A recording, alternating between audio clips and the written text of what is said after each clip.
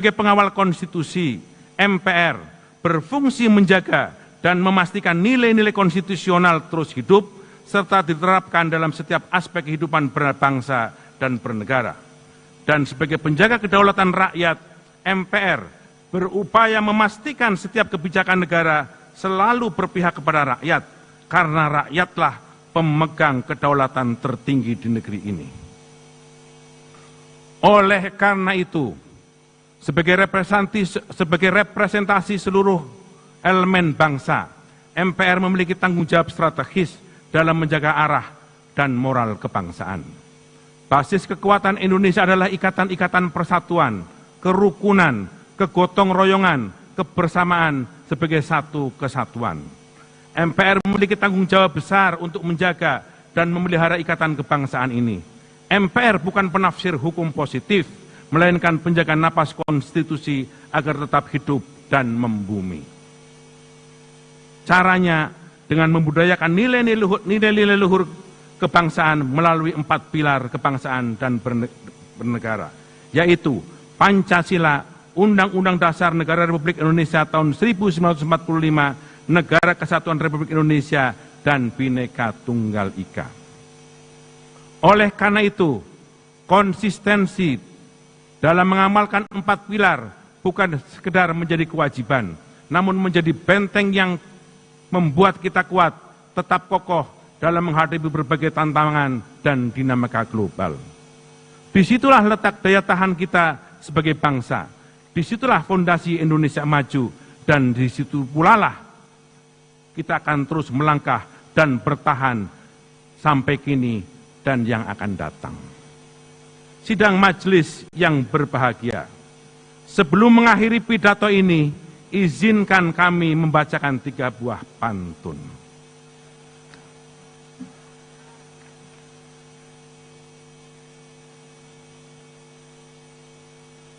Makan gratis untuk para siswa,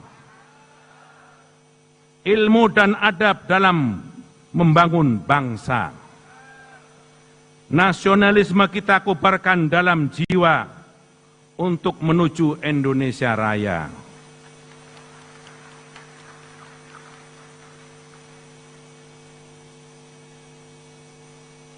Indonesia kaya akan sumber daya, asta cita untuk Indonesia tercinta, dan antara optimalkan aset negara menuju masa depan yang cerah dan sejahtera.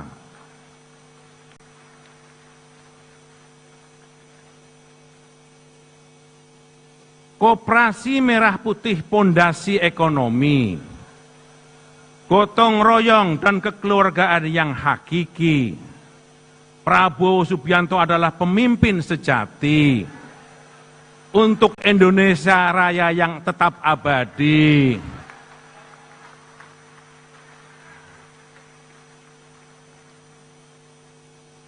Dirgahayu Negara Kesatuan Republik Indonesia ke-80, bersatu berdaulat, rakyat sejahtera, Indonesia maju, merdeka! Merdeka! Merdeka! Selanjutnya kami serahkan kepada Ibu Ketua DPR untuk melanjutkan memimpin sidang ini.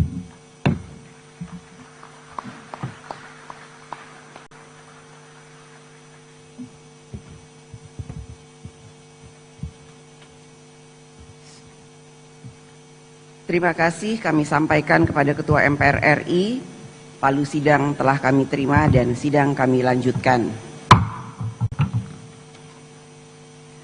Assalamualaikum warahmatullahi wabarakatuh. Salam damai sejahtera untuk kita semua. Om Swastiastu, Namo Buddhaya, salam kebajikan.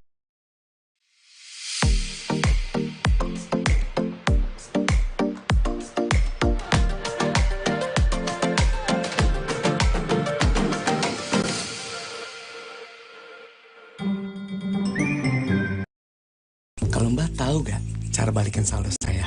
Kalau itu nggak tahu, kalau ini tahu.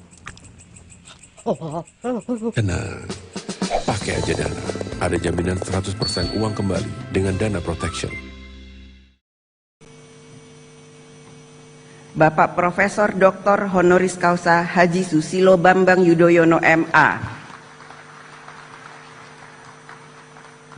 Yang saya hormati Presiden Republik Indonesia ke-7, Bapak Insinyur Haji Joko Widodo.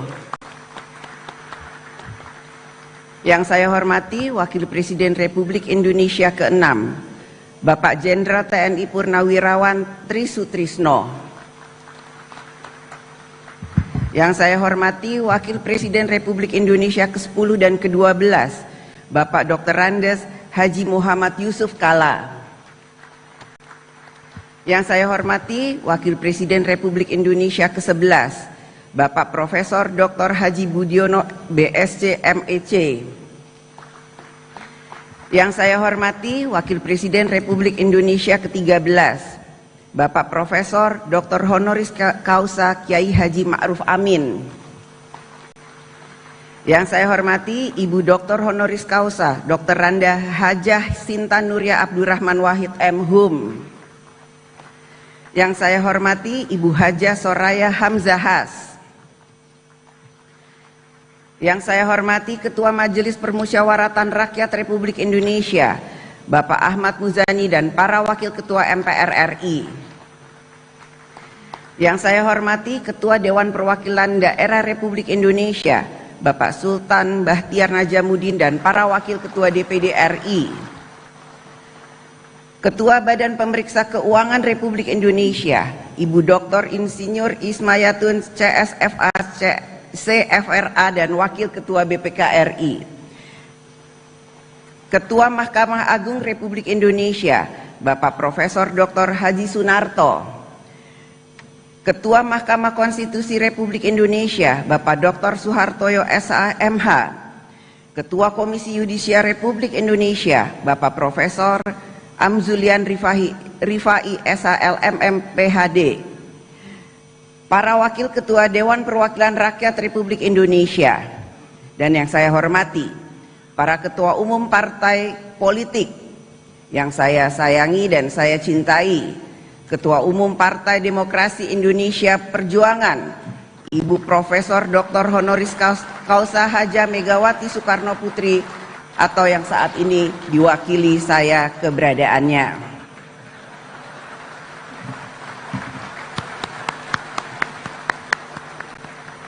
Yang saya hormati Ketua Umum Partai Golongan Karya, Bapak Dr. Bahlil Lahadiah. Yang saya hormati Ketua Umum Partai Gerindra, Bapak Haji Prabowo Subianto. Yang saya hormati Ketua Umum Partai Nasional Demokrat, Bapak Dr. Honoris Causa Dr. Andes Haji Surya Dharma Paloh.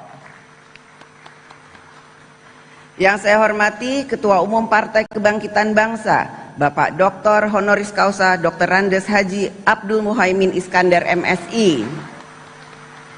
Yang saya hormati Presiden Partai Keadilan Sejahtera, Bapak Dr. Haji Al-Muzamil Yusuf MSI.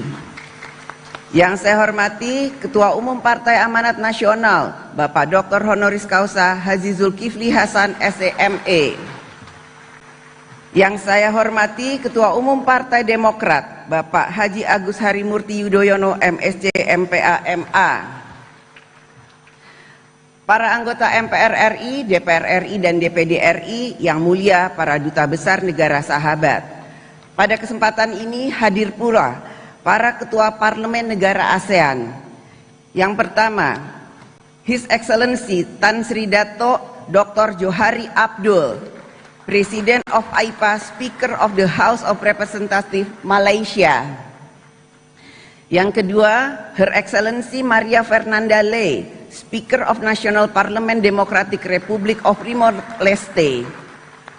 Yang ketiga, His Excellency Syah Kiang Peng, Speaker of Parliament Republic of Singapore.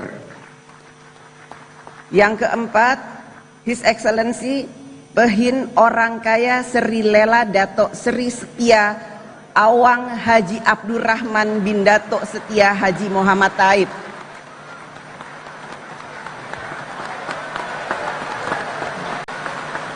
Speaker of Legislative Council Brunei Darussalam,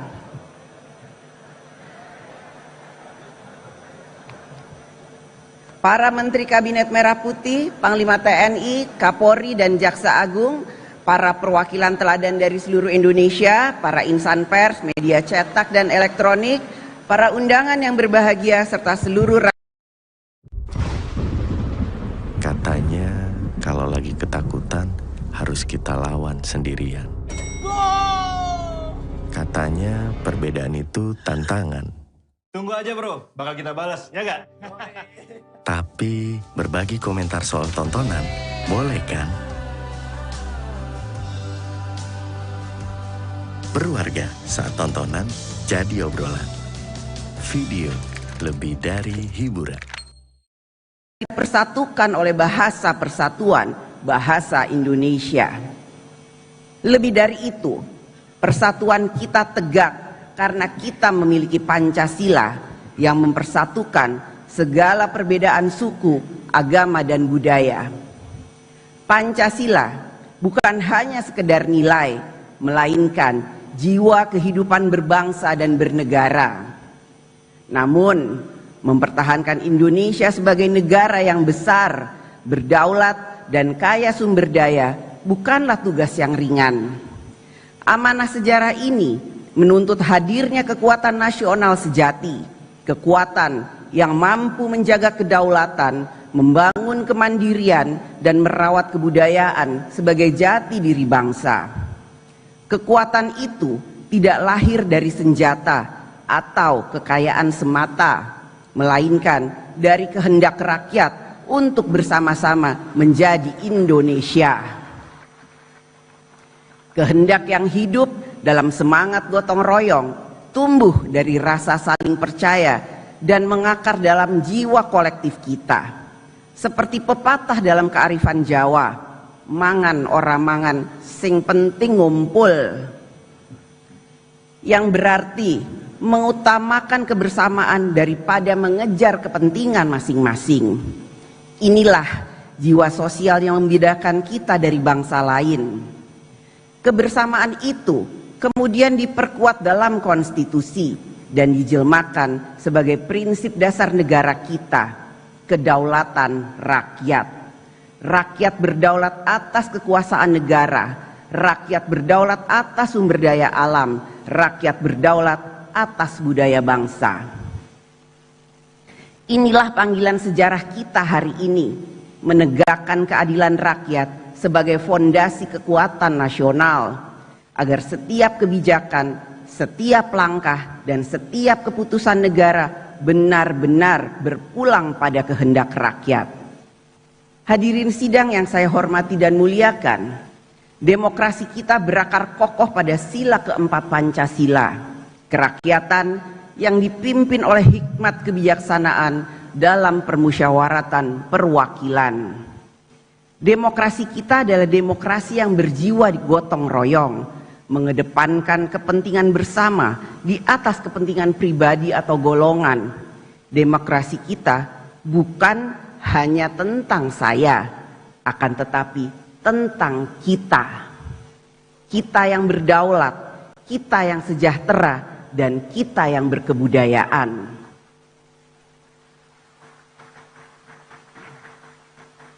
Demokrasi Pancasila menempatkan musyawarah sebagai proses utama dan hikmat kebijaksanaan sebagai sumber pikiran dan nurani dalam setiap pengambilan keputusan, sehingga membawa kebaikan bagi seluruh rakyat dan tidak meninggalkan siapapun di belakang. Dalam sistem demokrasi Indonesia, sebagaimana diamanatkan oleh konstitusi, partai politik memegang peran strategis dalam membentuk perwakilan rakyat. Partai politik bukan sekedar kendaraan menuju kekuasaan, tetapi jembatan antara rakyat dan negara. Dari partailah wakil rakyat dilahirkan, dari partailah presiden dan kepala daerah diusung. Oleh karena itu, partai politik memikul tanggung jawab besar sebagai soko guru kedaulatan rakyat. Partai politik bukan hanya struktur organisasi, Partai politik adalah institusi perjuangan yang seharusnya berdiri tegak di atas nilai, integritas, dan kepercayaan rakyat. Sebab partai tanpa nilai perjuangan akan membawa kekuasaan kehilangan arah dan makna bagi rakyat. Karena peran strategis itulah, partai politik tidak boleh berhenti membenahi diri. Partai harus menjadi tempat lahirnya para pemimpin yang bukan hanya pandai berbicara, tetapi juga mampu berpihak, bekerja, dan berani mengambil risiko demi kepentingan rakyat.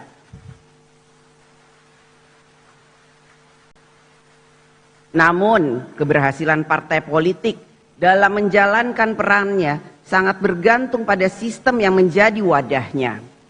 Sebaik apapun visi dan integritas partai, jika sistem politik, khususnya sistem pemilu, tidak mendukung terwujudnya kedaulatan rakyat secara nyata, maka suara rakyat berisiko terdistorsi. Sistem pemilu kita sebagai sarana utama membentuk perwakilan memang belum sepenuhnya sempurna. Tantangan kita adalah memastikan bahwa sistem ini Maestro Saus Mayo Premium, enaknya next level. Wakilnya dan memilih pemimpinnya.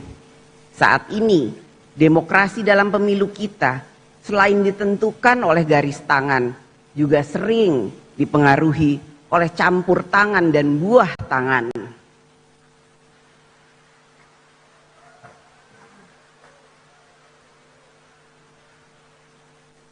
Kita semua memiliki garis tangan, nasib dan kesempatan yang diberikan oleh Allah Subhanahu wa Ta'ala, Tuhan yang Maha Esa. Tetapi tidak semua dari kita memiliki kemampuan yang sama untuk ikut campur dan memberikan buah tangan dalam menentukan arah demokrasi. Inilah kritik sekaligus otokritik terhadap demokrasi dalam pemilu kita. Kita harus terus memperbaiki dan menyempurnakannya. Sebab demokrasi yang kita cita-citakan bukanlah demokrasi campur tangan dan buah tangan, tetapi demokrasi yang memberi kesempatan setara bagi semua warga negara. Marilah kita bangun demokrasi yang menghidupkan harapan rakyat. Demokrasi yang tidak berhenti di bilik suara, tetapi terus tumbuh di ruang-ruang dialog, di dapur rakyat, di balai desa, hingga di gedung parlemen, agar setiap keputusan lahir dari kesadaran bersama, bukan hanya kesepakatan segelintir elit.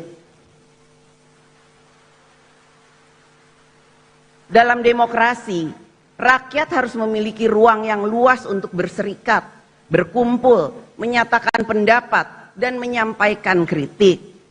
Ini, kritik rakyat hadir dalam berbagai bentuk yang kreatif dan memanfaatkan kemajuan teknologi, khususnya media sosial sebagai corong suara publik. Ungkapan tersebut dapat berupa kalimat singkat seperti kabur saja dulu, sindiran tajam, Indonesia gelap, lelucon politik, negara Konoha, hingga simbol-simbol baru seperti bendera One Piece dan banyak lagi yang menyebar luas di ruang digital. Fenomena ini menunjukkan bahwa aspirasi dan keresahan rakyat kini disampaikan dengan bahasa zaman mereka sendiri. Bagi para pemegang kekuasaan, semua suara rakyat yang kita dengar bukanlah sekedar kata atau gambar. Di balik setiap kata ada pesan. Di balik setiap pesan ada keresahan, dan di balik keresahan itu ada harapan.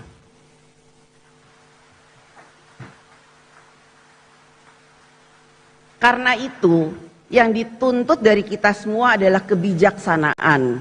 Kebijaksanaan untuk tidak hanya mendengar, tetapi juga memahami. Kebijaksanaan untuk tidak hanya menanggapi, tetapi merespon dengan hati yang jernih dan pikiran yang terbuka. Kita semua berharap apapun bentuk dan isi kritik yang disampaikan rakyat, tidak boleh menjadi bara yang membakar persaudaraan Indonesia. Kritik tidak boleh menjadi api yang memecah belah bangsa. Sebaliknya, kritik pun harus menjadi cahaya yang menerangi jalan kita bersama. Kritik dapat keras dalam substansi dan menentang keras kebijakan. Akan tetapi, kritik bukan alat untuk memicu kekerasan, kebencian, menghancurkan etika dan moral masyarakat, apalagi menghancurkan kemanusiaan. Gunakanlah ruang kritik itu sebagai sarana untuk menyadarkan penguasa, memperbaiki kebijakan, menuntut tanggung jawab, dan mendorong kemajuan bagi seluruh anak bangsa. Hadirin sidang yang saya hormati dan muliakan, kekuasaan eksekutif, legislatif, dan yudikatif harus dibagi. Bukan untuk saling melemahkan, melainkan untuk memastikan tidak ada satupun kekuasaan pun yang berdiri di atas yang lain. Dalam konteks Indonesia, sebagaimana diatur dalam Undang-Undang Dasar Negara Republik Indonesia tahun 1945, pembagian kekuasaan antara pemerintah, DPR, DPD, MPR, MA, dan MK bukanlah sekedar pemisahan kekuasaan, akan tetapi kekuatan terpadu atau united power dalam mencapai tujuan bernegara. Kekuasaan eksekutif, legislatif, dan yudikatif bukanlah tiga kutub yang saling berseberangan, melainkan tiga pilar dari satu bangunan yang sama, yaitu bangunan kedaulatan rakyat.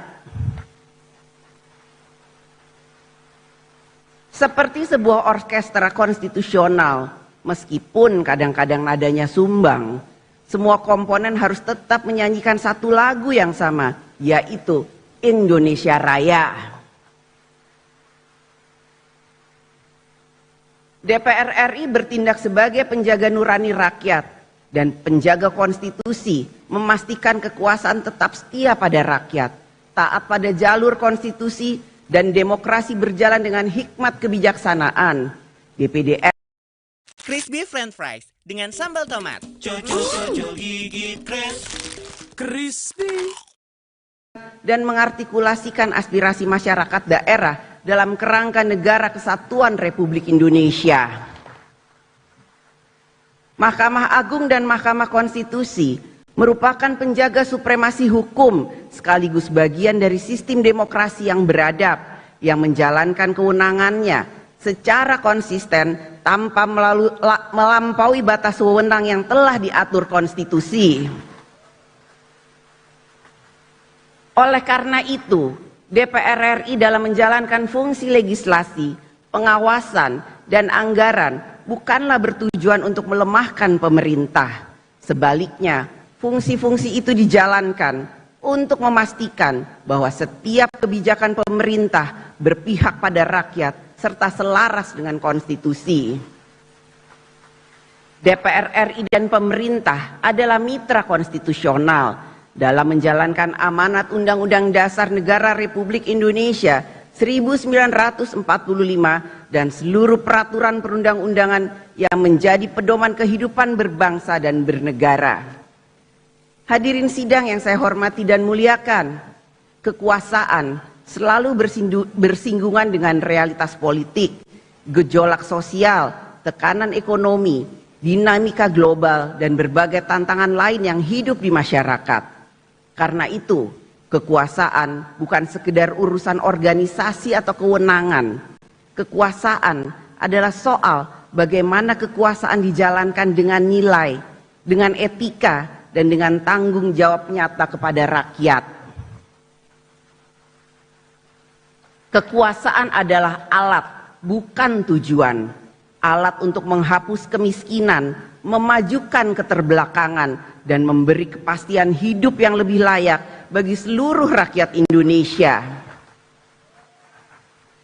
Dengan segala sumber daya yang dimiliki, mulai dari birokrasi, anggaran, sumber daya alam, hingga kewenangan, rakyat menaruh harapan besar bahwa negara akan selalu hadir secara nyata, Hadir bukan hanya di baliho, bukan hanya di pidato, tetapi hadir di sawah, di sekolah, di rumah sakit, dan di kampung-kampung yang menanti keadilan sosial.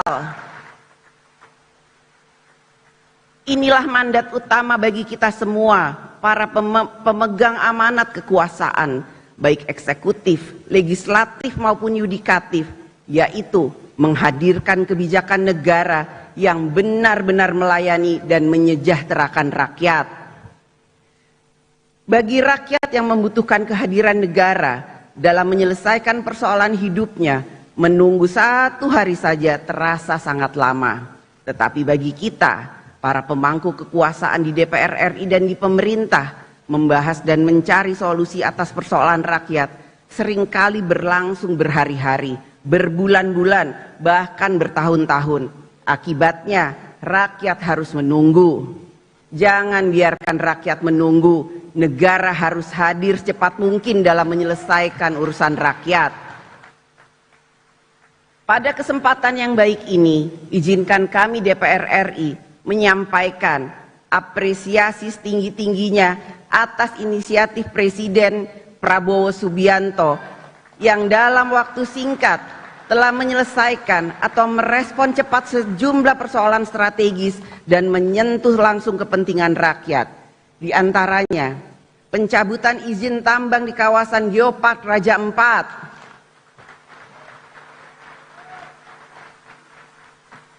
penyelesaian sengketa tapal batas pulau antara Aceh dan Sumatera Utara, kebijakan pembelian gabah petani dengan harga yang layak,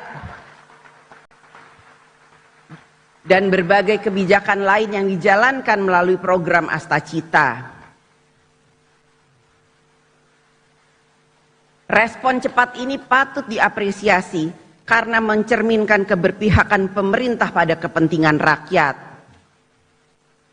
Namun akan lebih baik jika langkah-langkah tersebut merupakan hasil dari perencanaan matang dan cermat sehingga menjadi bagian dari kinerja reguler pemerintah.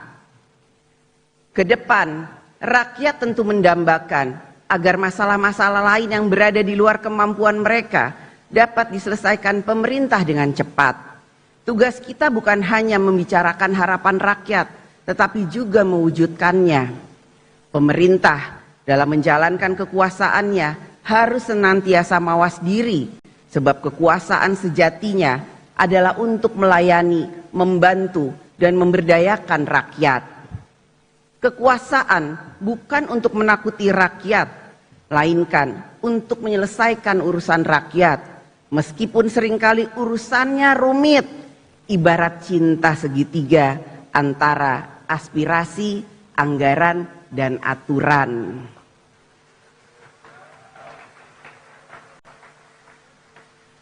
Namun, serumit-rumitnya cinta segitiga itu selalu ada saja jalan untuk menemukan solusi yang terbaik bagi bangsa dan negara.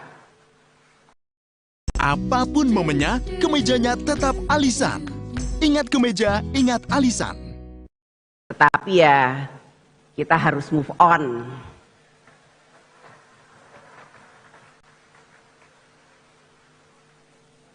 Hadirin sidang yang saya hormati dan muliakan.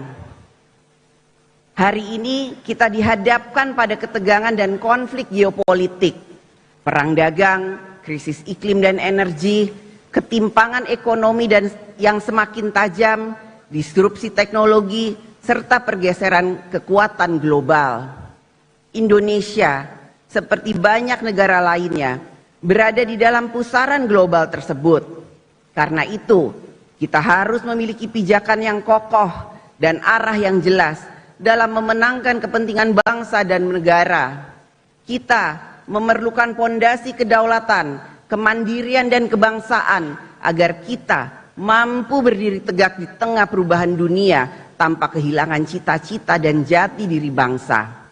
Pondasi kedaulatan tidak hanya berarti menjaga batas wilayah, tetapi juga memastikan arah kebijakan luar negeri dan ekonomi nasional ditentukan secara mandiri. Dalam dunia multipolar saat ini, Indonesia harus menempatkan diri secara strategis untuk memperjuangkan kepentingan nasional di forum-forum internasional, mulai dari isu lingkungan, ekonomi, geopolitik, perdagangan global, hingga tata kelola dunia yang lebih adil. Memperkuat pondasi kemandirian bukan berarti menutup diri dari dunia, melainkan membangun kekuatan domestik agar tidak rapuh menghadapi tekanan eksternal. Kemandirian ini menuntut langkah nyata, membangun kemandirian pangan, energi, manufaktur, dan teknologi strategis. Kemandirian nasional bukan sekedar soal infrastruktur dan modal, tetapi juga kualitas manusia yang menggerakkannya. Karena itu, investasi pada pendidikan, penguasaan teknologi, dan pembangunan karakter bangsa menjadi bagian tak terpisahkan dari strategi kemandirian. Dalam pembangunan sumber daya manusia nasional, kita tidak boleh mengabaikan fakta bahwa setengah dari potensi bangsa Indonesia adalah kaum perempuan.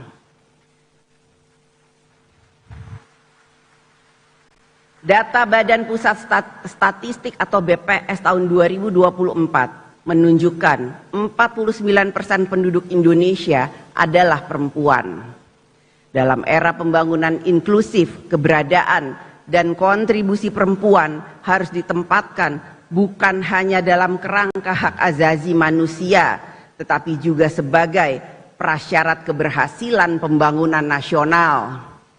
Hakikat pembangunan adalah membebaskan manusia dari belenggu ketidakadilan, kemiskinan, dan ketertinggalan.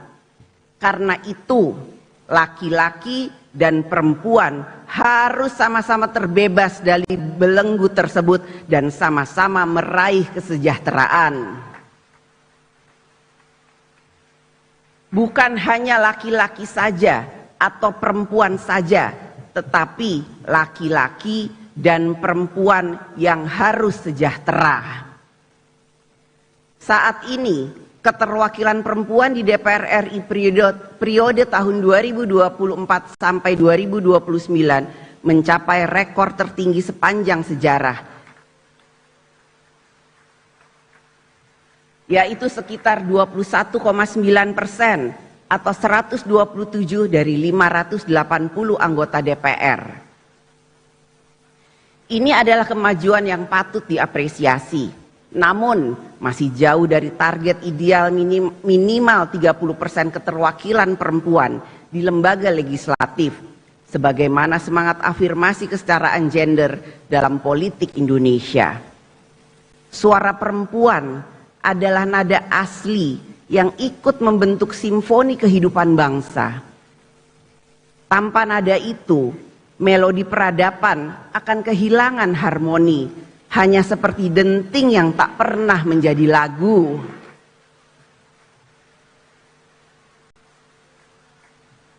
Laki-laki dan perempuan hidup di dunia yang sama, memikul tanggung jawab yang sama untuk membangun peradaban dunia. Seperti syair lagu yang pernah sangat populer. Imagine all the people sharing all the world.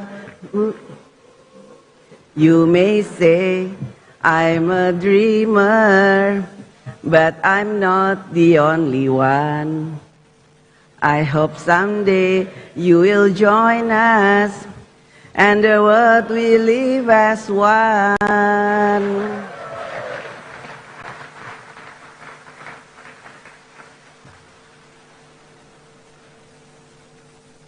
Begitulah seharusnya kita membayangkan tempat di mana perempuan dan laki-laki berbagi ruang, berbagi kuasa, dan berbagi tanggung jawab untuk kemajuan bersama. Perempuan juga berhak menduduki jabatan publik dan negara di semua tingkatannya.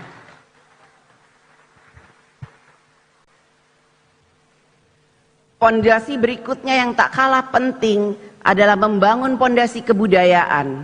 Kebudayaan bukan sekedar menjaga warisan masa lalu, melainkan juga sebagai upaya memperkuat jiwa kolektif yang menyatukan dan memberi arah moral bagi bangsa kita. Di tengah derasnya arus globalisasi nilai dan budaya asing, identitas bangsa kita tidak boleh luntur. Nilai-nilai luhur Pancasila, semangat gotong royong, serta Bhinneka Tunggal Ika adalah modal sosial terbesar yang kita miliki. Kita juga menghadapi tantangan terbesar yang berasal dari dalam diri kita yang harus kita taklukkan demi membangun kekuatan nasional yang kokoh dan berkelanjutan. Seperti yang pernah diingatkan oleh Bung Karno, perjuanganku lebih mudah karena melawan penjajah, tapi perjuanganmu akan lebih sulit karena melawan bangsamu sendiri. Di satu sisi, rakyat kita dengan segala keterbatasannya memiliki etos kerja yang luar biasa. Petani, nelayan, buruh, guru, ojek online, TNI, Polri, ASN, tenaga kesehatan di pelosok-pelosok negeri, mereka semua bekerja keras tanpa kenal lelah. Namun di sisi lain, kita menghadapi kenyataan pahit. Sebagian kecil masyarakat dengan segala kelebihannya justru mengeksploitasi rakyat dan sumber daya alam melalui praktek bisnis yang manipulatif, bisnis ilegal, tambang ilegal, judi online, narkoba, penyelundupan, dan lain sebagainya. Keuntungan mereka sudah melampaui batas rasionalitas ilmu ekonomi dan nilai peradaban. Presiden Prabowo Subianto menyebutnya dengan istilah tajam, serakah nomik.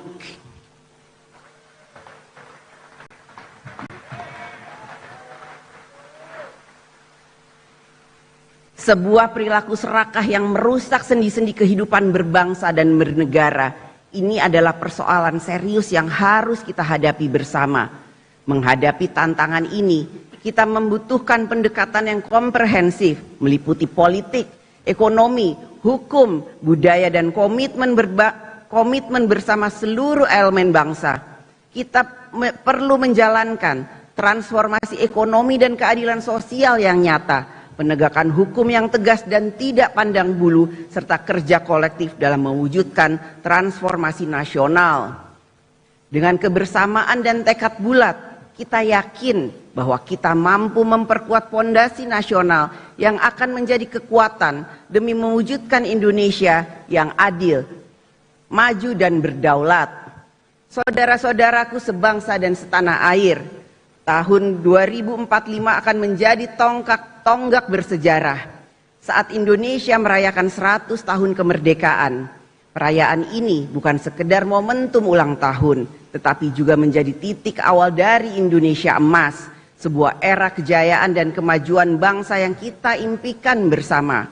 Pada tahun 2045, jumlah penduduk Indonesia diperkirakan mencapai 324 juta jiwa, menjadikan kita negara dengan populasi terbesar ke-6 di dunia. Lebih dari itu, sekitar 70% penduduk berada pada usia produktif. Ini adalah peluang besar yang harus kita manfaatkan secara optimal. Kita memiliki 20 tahun untuk menuju tahun 2045. Namun, jika kita melihat perjalanan 20 tahun terakhir, sejak tahun 2005 hingga 2025, kita dapat melihat kemajuan yang signifikan, tetapi juga masih banyak pekerjaan besar yang belum selesai. Pilar-pilar kemandirian nasional seperti pangan, energi, dan manufaktur strategis belum sepenuhnya menjadi kekuatan bangsa. Layanan dasar publik masih belum memuaskan dan demokrasi kita masih memerlukan transformasi mendalam, terutama dalam sistem partai, pemilu serta pemberantasan korupsi. Ini menunjukkan bahwa waktu 20 tahun bukanlah waktu yang panjang untuk pembangunan sebesar dan sekompleks Indonesia. Jika kita terus berjalan dengan pola pikir dan sistem kerja lama, mimpi Indonesia emas 2045 hanya akan menjadi fata morgana yang indah tapi tak pernah akan terwujud. Kita masih memiliki waktu yang sangat berharga untuk melakukan langkah yang terbaik agar saat tahun 2045 tiba, kita tidak hanya merayakan 100 tahun kemerdekaan, tetapi kita benar-benar hidup di Indonesia yang maju, adil, makmur dan berdaulat. Pemerintahan Presiden Prabowo Subianto saat ini telah bekerja keras menata pembangunan nasional agar tetap berada di jalur yang tepat menuju cita-cita tersebut. DPR RI melalui fungsi konstitusionalnya sebagai mitra konstitusional pemerintah akan selalu ikut memastikan bahwa Indonesia menempuh jalan yang tepat untuk mencapai Indonesia Emas 2045. Hadirin sidang yang saya hormati dan muliakan, mari sejenak kita renungkan bersama. Ketika kita menatap wajah anak-anak di desa dan kota, terdengar suara riang mereka yang penuh harapan, tanpa tahu apa yang mereka hadapi di masa depan. Mereka percaya bahwa masa depan yang cerah adalah hak mereka tanpa syarat. Kepercayaan inilah yang menjadi amanah terbesar bagi kita semua, panggilan anak cucu kita, agar kita mewariskan negeri ini dalam keadaan yang lebih baik daripada yang kita terima. Hari itu bukanlah hari ini. Kata-kata ini mengingatkan kita bahwa kita masih memiliki waktu untuk menunaikan panggilan sejarah, untuk membuat kebijakan hari ini yang akan menjamin masa depan Indonesia yang cerah, bermartabat dan hebat. Mari kita jalankan amanah ini dengan tekad yang kuat, dengan kerja keras tanpa henti, dan melayani rakyat dengan sepenuh hati. Jangan biarkan rakyat menunggu, karena setiap hari adalah kesempatan untuk memperbaiki dan membangun Indonesia. Dengan semangat itu, kita akan sampai di era Indonesia Emas 2045, bukan sebagai sekedar harapan, tetapi sebagai kenyataan yang akan kita raih bersama. Hari itu bukanlah hari ini. Kita masih memiliki kesempatan untuk menciptakan masa depan Indonesia yang lebih baik. Indonesia Emas bukanlah mimpi semu, melainkan janji luhur yang kita perjuangkan bersama. Dirgahayu ke-80 Republik Indonesia. Indonesia tanah pusaka, pusaka kita semuanya. Marilah kita mendoa untuk Indonesia bahagia. Merdeka! Merdeka! Merdeka!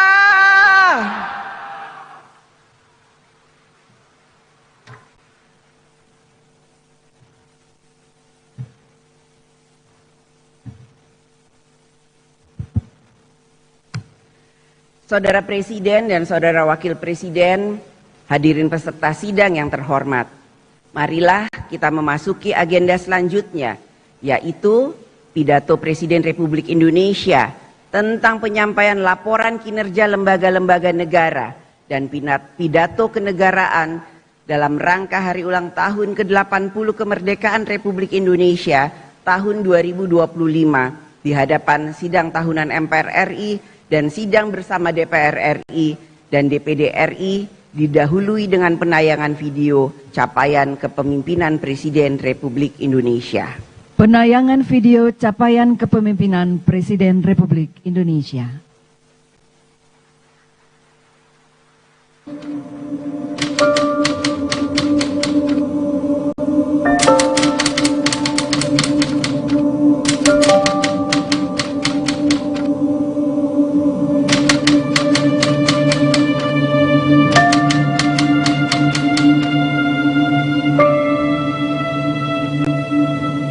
Proklamasi kami bangsa Indonesia dengan ini menyatakan kemerdekaan Indonesia. Berdasarkan Pancasila, bermakmur dalam keadilan, adil dalam kemakmuran. Kemerdekaan Indonesia. Berdasarkan Pancasila, bermakmur dalam keadilan, adil dalam kemakmuran yang diamanatkan oleh Undang-Undang Dasar 45. Bangsa Indonesia harus tetap dari Sabang sampai Merauke satu sepanjang masa.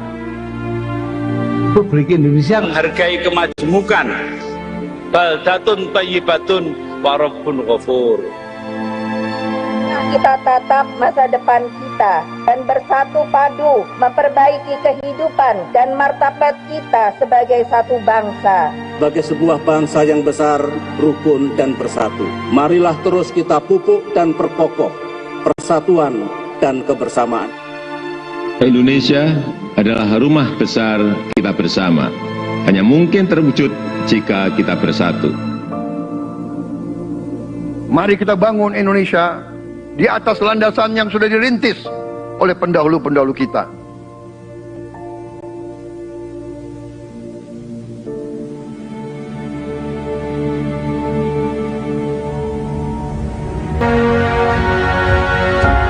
Kita harus mencapai ketahanan pangan dalam waktu yang sesingkat-singkatnya. Kita harus mampu memproduksi dan memenuhi kebutuhan pangan seluruh rakyat Indonesia.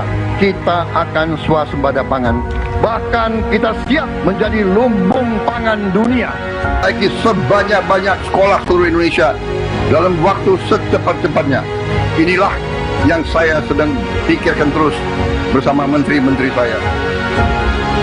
Dengan ini kita hendak memutus mata rantai kemiskinan. Anak orang mampu, anak orang miskin tidak boleh miskin. Katakanlah bapaknya sekarang pekerjaannya sangat sederhana, dia umpamanya tukang pemulung, anak dan cucunya tukang pemulung tidak boleh jadi tukang pemulung.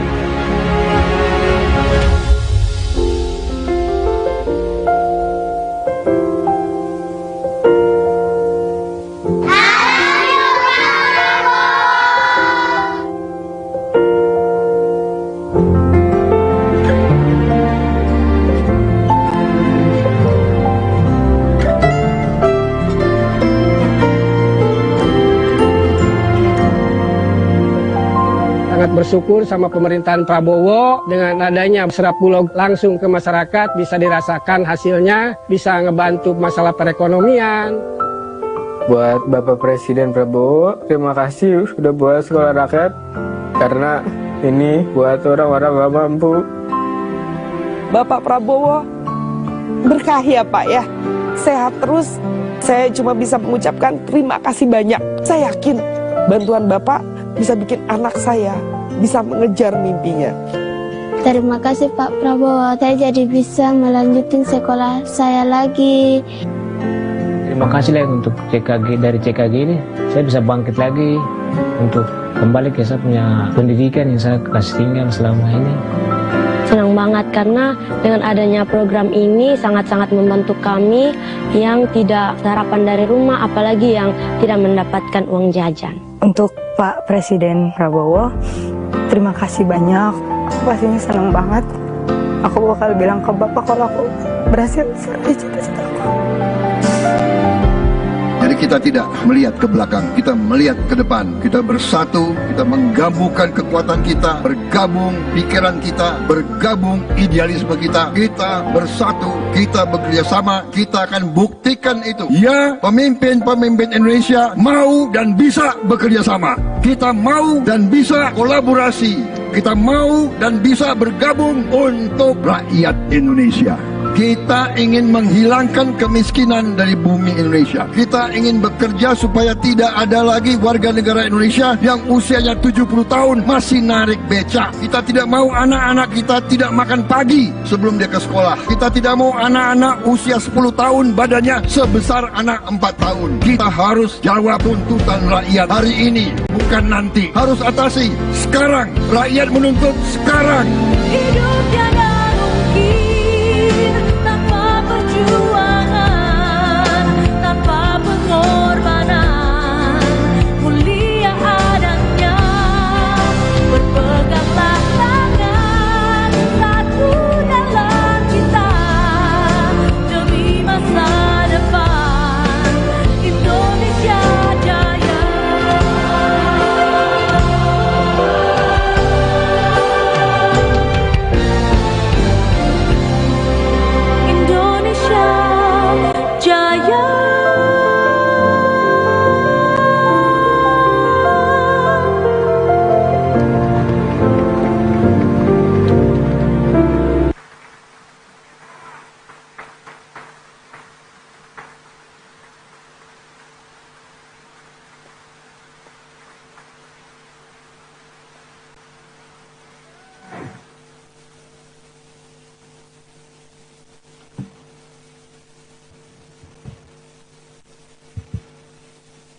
Setelah kita saksikan bersama video capaian kepemimpinan Presiden Republik Indonesia, selanjutnya kami mempersilahkan kepada Saudara Presiden Republik Indonesia untuk menyampaikan pidato tentang penyampaian laporan kinerja lembaga-lembaga negara dan pidato kenegaraan dalam rangka hari ulang tahun kemerdekaan 80 tahun Republik Indonesia tahun 2025. Kami persilahkan.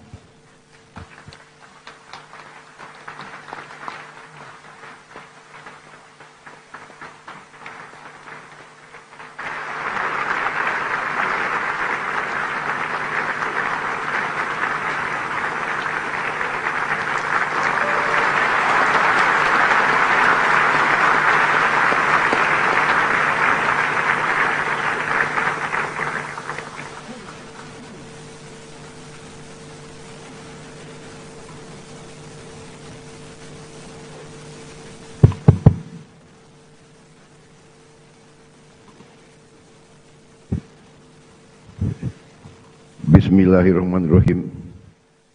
Assalamualaikum warahmatullahi wabarakatuh. Selamat pagi, salam sejahtera bagi kita sekalian. Shalom, salve, om swastiastu. Salam kebajikan, rahayu, rahayu. Yang saya hormati, Saudara Wakil Presiden Republik Indonesia, Saudara Gibran Rakabuming Raka, beserta Ibu Selvi Ananda Putri. Presiden ke-6 Republik Indonesia, Jenderal TNI Purnawirawan Profesor Dr. Susilo Bambang Yudhoyono.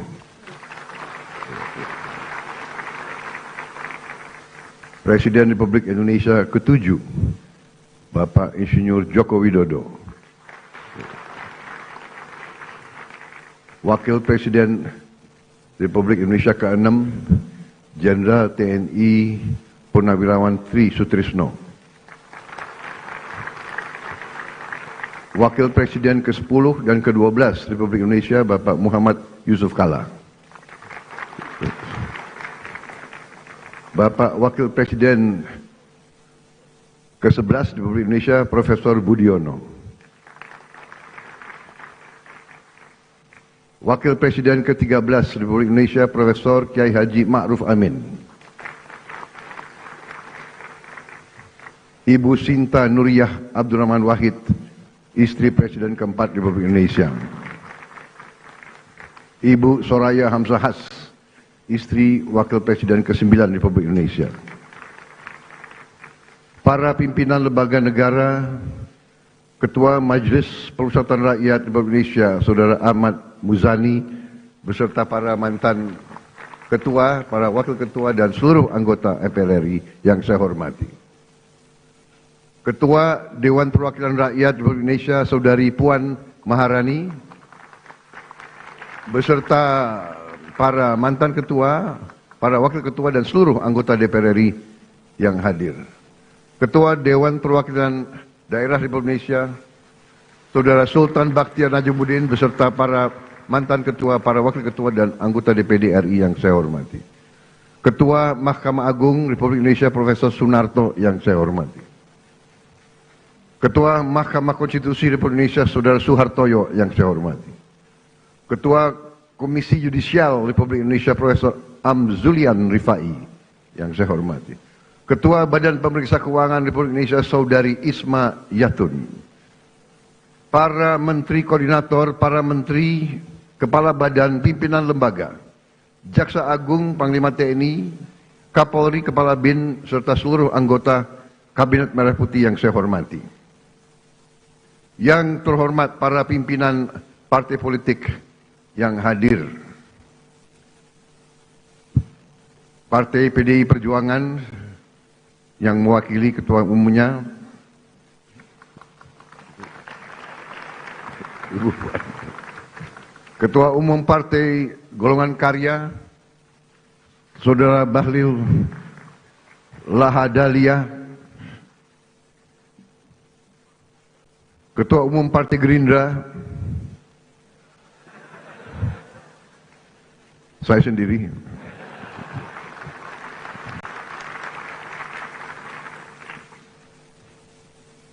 saudara-saudara sekalian, Ketua Umum Partai Amanat Nasional, Saudara Zulkifli Hasan, Ketua Umum Partai Demokrat, Saudara Agus Harimurti Yudhoyono, Ketua Umum Partai Kebangkitan Bangsa, Saudara Abdul Muhaimin Iskandar,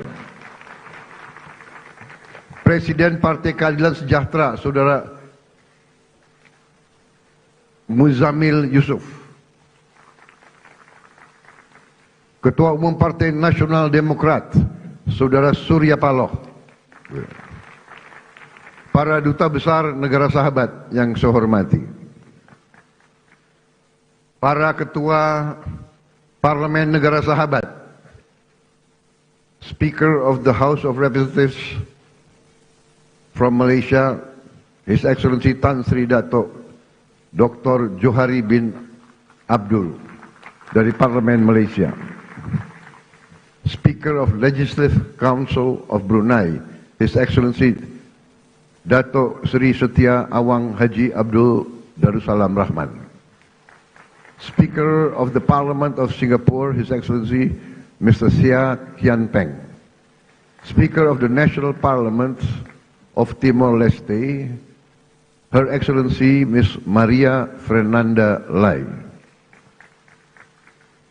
Yang saya hormati dan saya banggakan rekan-rekan pers media dari dalam dan luar negeri, para tamu undangan yang saya hormati, para wakil-wakil rakyat yang hadir, saudara-saudara sekalian yang saya cintai, seluruh rakyat Indonesia, sebangsa dan setanah air dimanapun engkau berada pada hari ini. Saudara-saudara sekalian yang saya hormati, pada tanggal 17 Agustus 2025, 80 tahun sudah para pendiri bangsa Indonesia mendeklarasikan kemerdekaan Indonesia. Proklamasi tanggal 17 Agustus 1945 adalah momen penting dalam perjuangan panjang bangsa ini untuk berdiri di atas kaki kita sendiri. Setelah deklarasi kemerdekaan 17 Agustus 1945, bangsa kita berperang selama 5 tahun.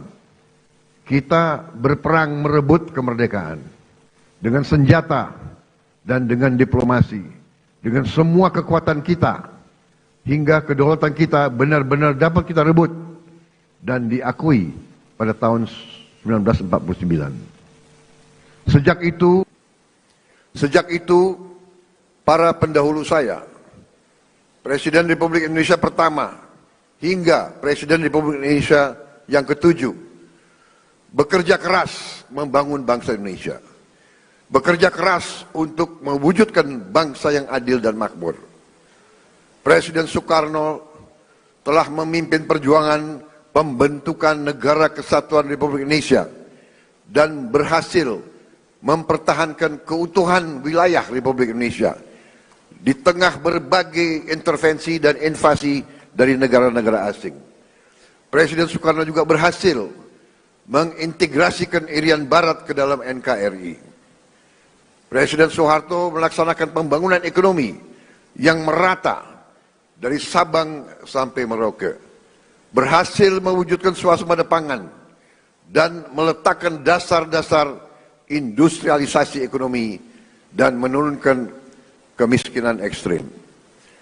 Presiden Habibie mengenalkan kita ke arah teknologi tinggi, mampu menjaga stabilitas ekonomi di tengah krisis multidimensi tahun 1998. Presiden Abdurrahman Wahid menjaga stabilitas bangsa, berhasil memperkokoh kerukunan antara suku, agama, dan ras, sehingga jati diri bangsa Indonesia sebagai bangsa majemuk dalam keharmonisan terbentuk secara kuat dan kokoh. Presiden Megawati menyelesaikan proses pemulihan ekonomi akibat krisis ekonomi dan moneter yang berkepanjangan, menyelesaikan ribuan kasus perusahaan-perusahaan yang kolaps akibat krisis moneter 1998, dan melaksanakan pemilihan umum secara langsung untuk pertama kalinya, serta memperkuat lembaga-lembaga negara.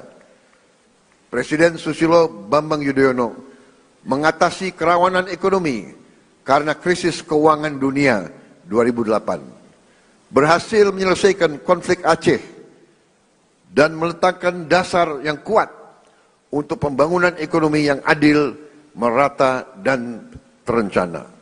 Presiden Joko Widodo membangun berbagai infrastruktur penting, meningkatkan konektivitas antara sentra-sentra ekonomi, memimpin kita di saat yang kritis, yaitu pandemi COVID-19, sehingga Indonesia termasuk salah satu negara yang paling cepat pulih dari dampak pandemi, keluar dari kesulitan ekonomi. Dan juga beliau merintis pembangunan ibu kota negara Nusantara dan meletakkan dasar strategi hilirisasi sumber daya alam Indonesia. Seluruh presiden pendahulu saya bersama pemerintah yang mereka pimpin berupaya mewujudkan Indonesia yang lebih dekat dengan cita-cita kemerdekaan kita, yaitu negara yang merdeka, berdaulat, adil, dan makmur.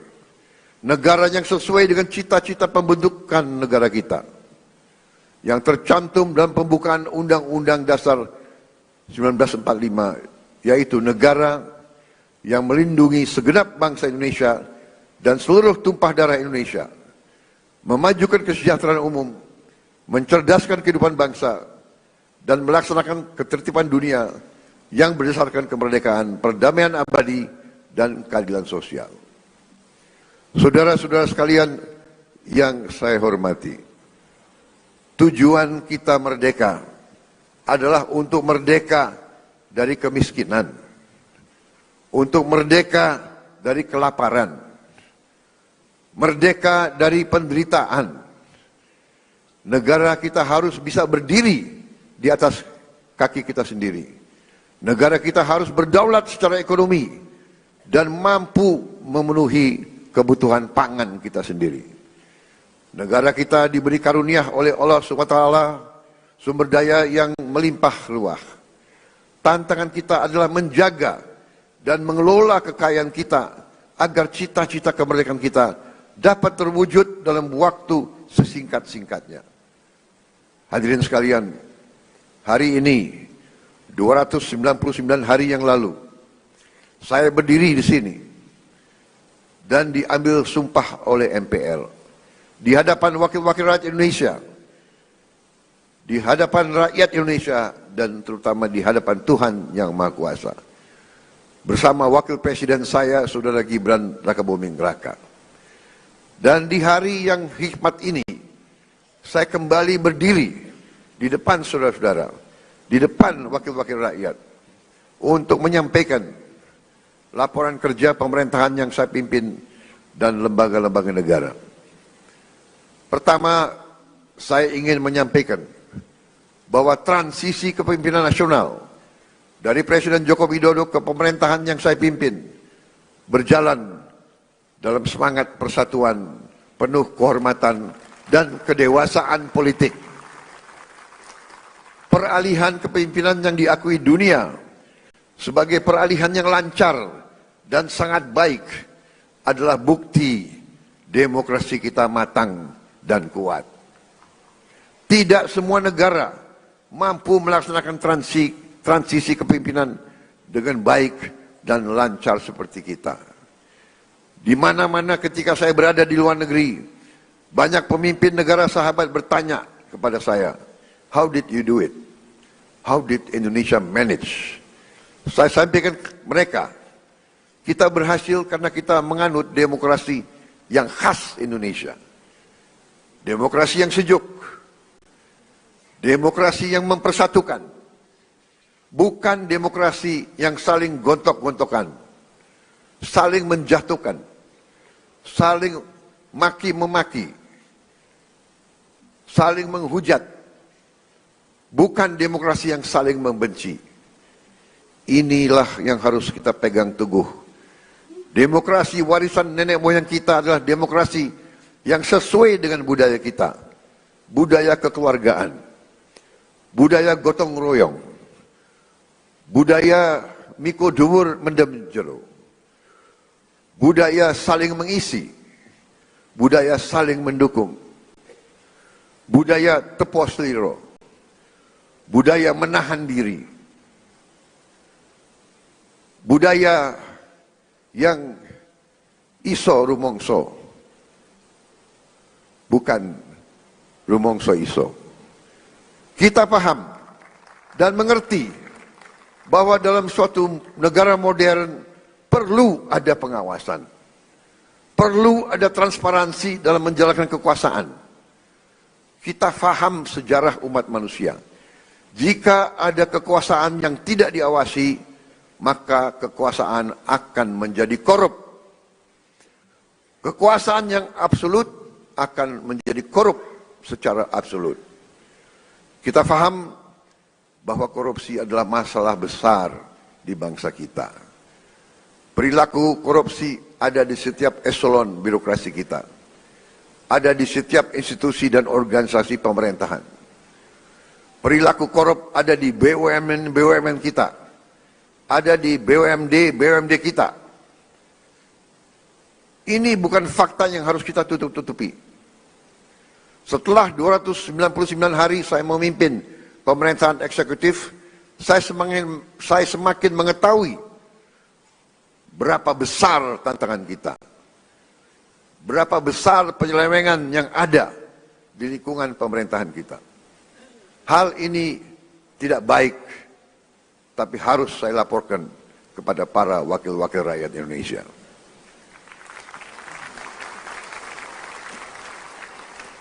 Dalam pidato pelantikan saya di sini, saya sampaikan, bangsa Indonesia harus berani melihat kekurangan-kekurangan sendiri.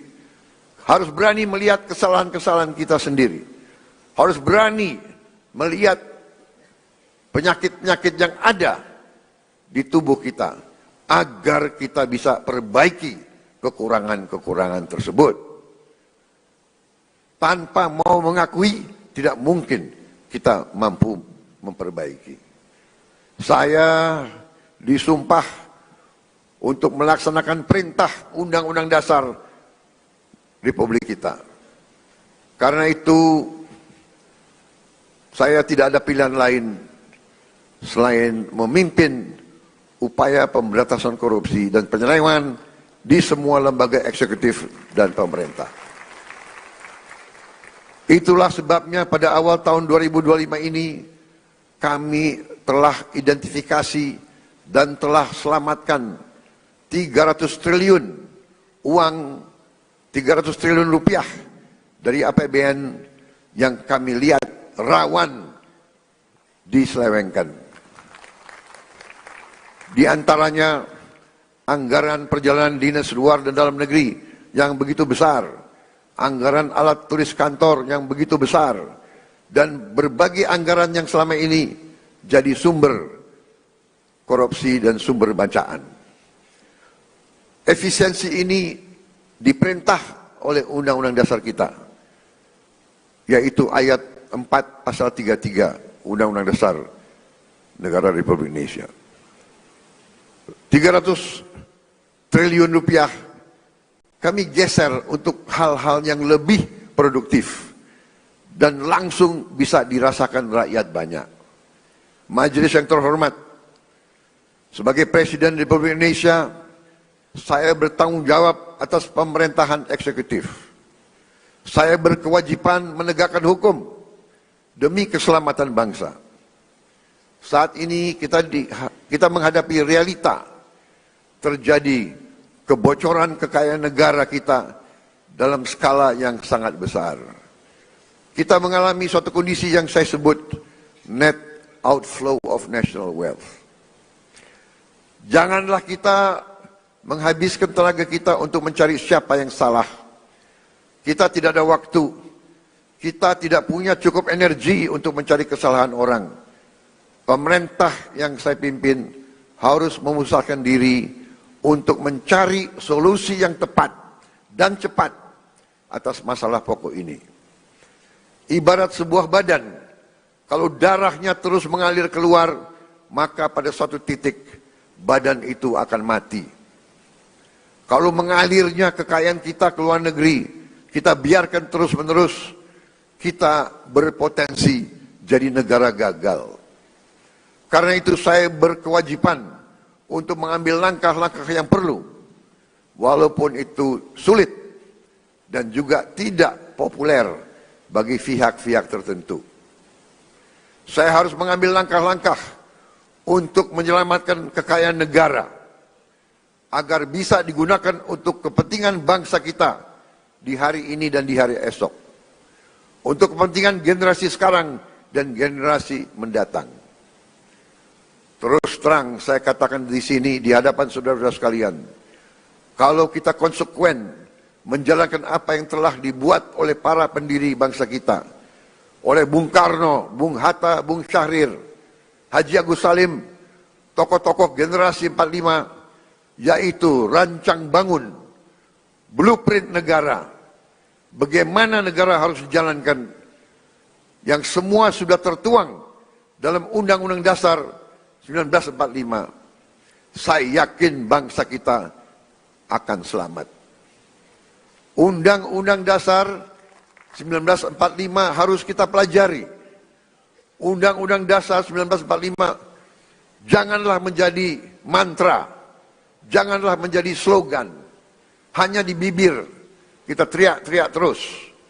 Undang-Undang Dasar 1945 adalah rancang bangun yang relevan, rancang bangun yang ampuh, rancang bangun yang nyata, dan rancang bangun yang operasional untuk kita gunakan.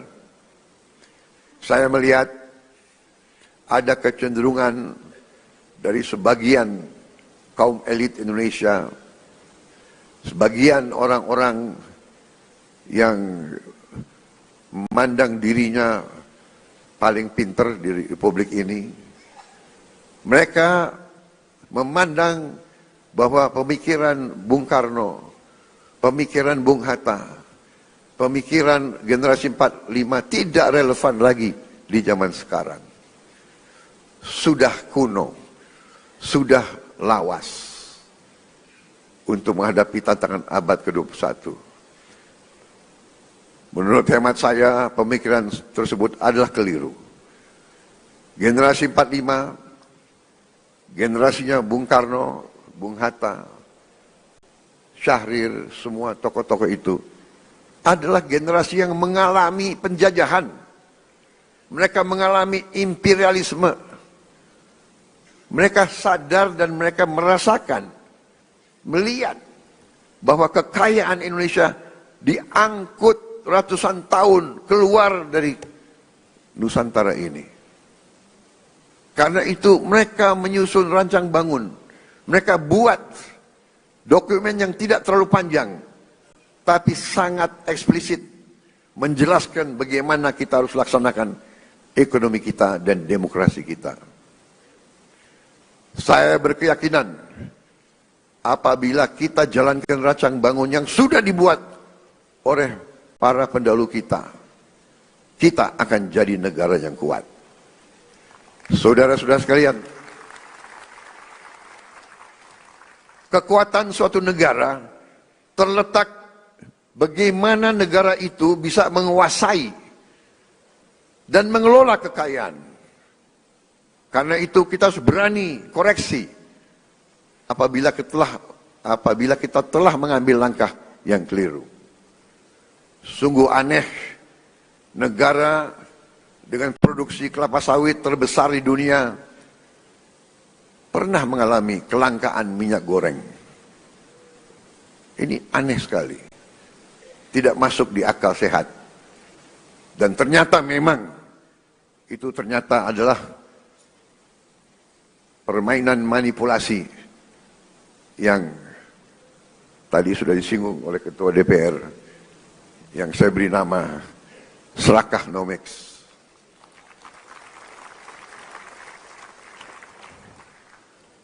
Negara produsen kelapa sawit terbesar di dunia, berminggu-minggu, hampir berapa bulan, kelapa sawit langka.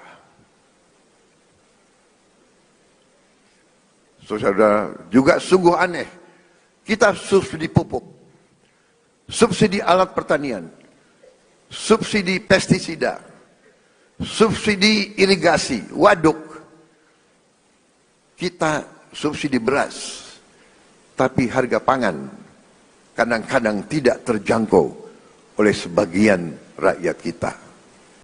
Keanehan-keanehan ini bisa terjadi karena ada distorsi dalam sistem ekonomi kita. Adalah penyimpangan bahwa sistem ekonomi yang diamanatkan oleh Undang-Undang Dasar 1945, terutama di pasal 33 ayat 1, 2, dan 3, telah kita abaikan. Seolah-olah ayat-ayat dalam pasal itu tidak relevan dalam kehidupan kita yang modern di abad ke-21 ini. Saudara-saudara sekalian, setelah saya pelajari secara mendalam, saya berkeyakinan Undang-Undang Dasar kita, terutama pasal-pasal yang saya sebut pasal-pasal pengaman, seperti pasal 33 ayat 1, 2, 3, dan 4, adalah benteng pertahanan ekonomi kita. Ayat 1, perekonomian disusun sebagai usaha bersama berdasar atas azas kekeluargaan. Azas kekeluargaan, bukan azas konglomerasi.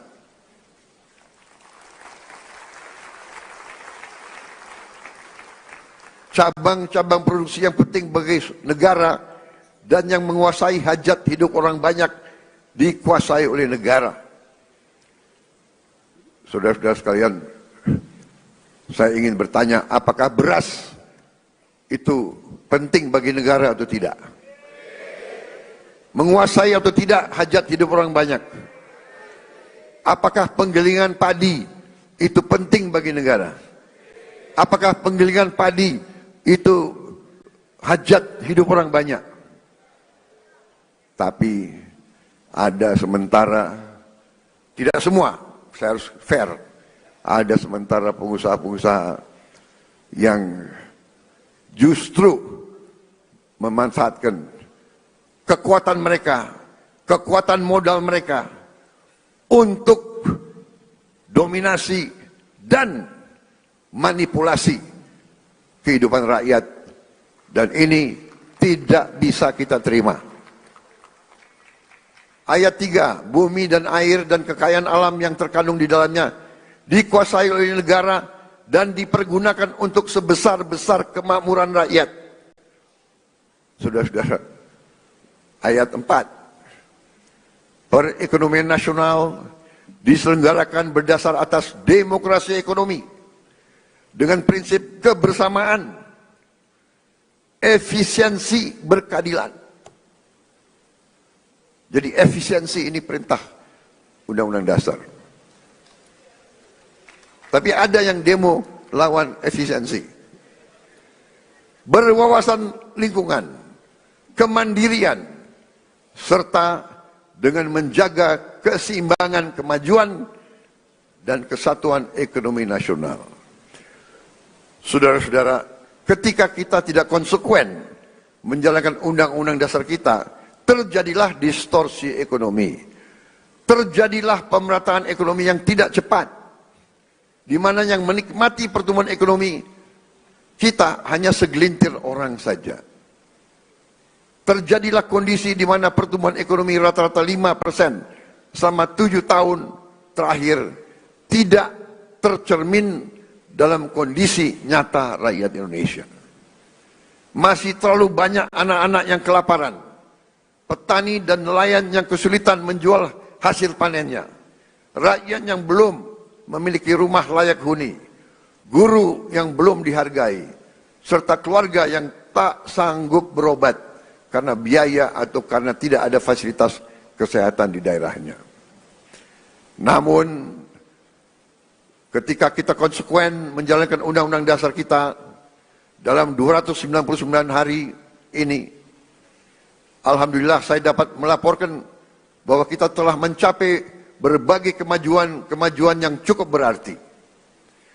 Di tengah konflik politik, konflik ekonomi secara global, perang dagang, perang tarif, ekonomi Indonesia masih berhasil tumbuh di atas 5%. Tumbuh dalam 5,12%. Dan para pakar yakin bahwa ini akan semakin meningkat di saat-saatnya akan mendatang.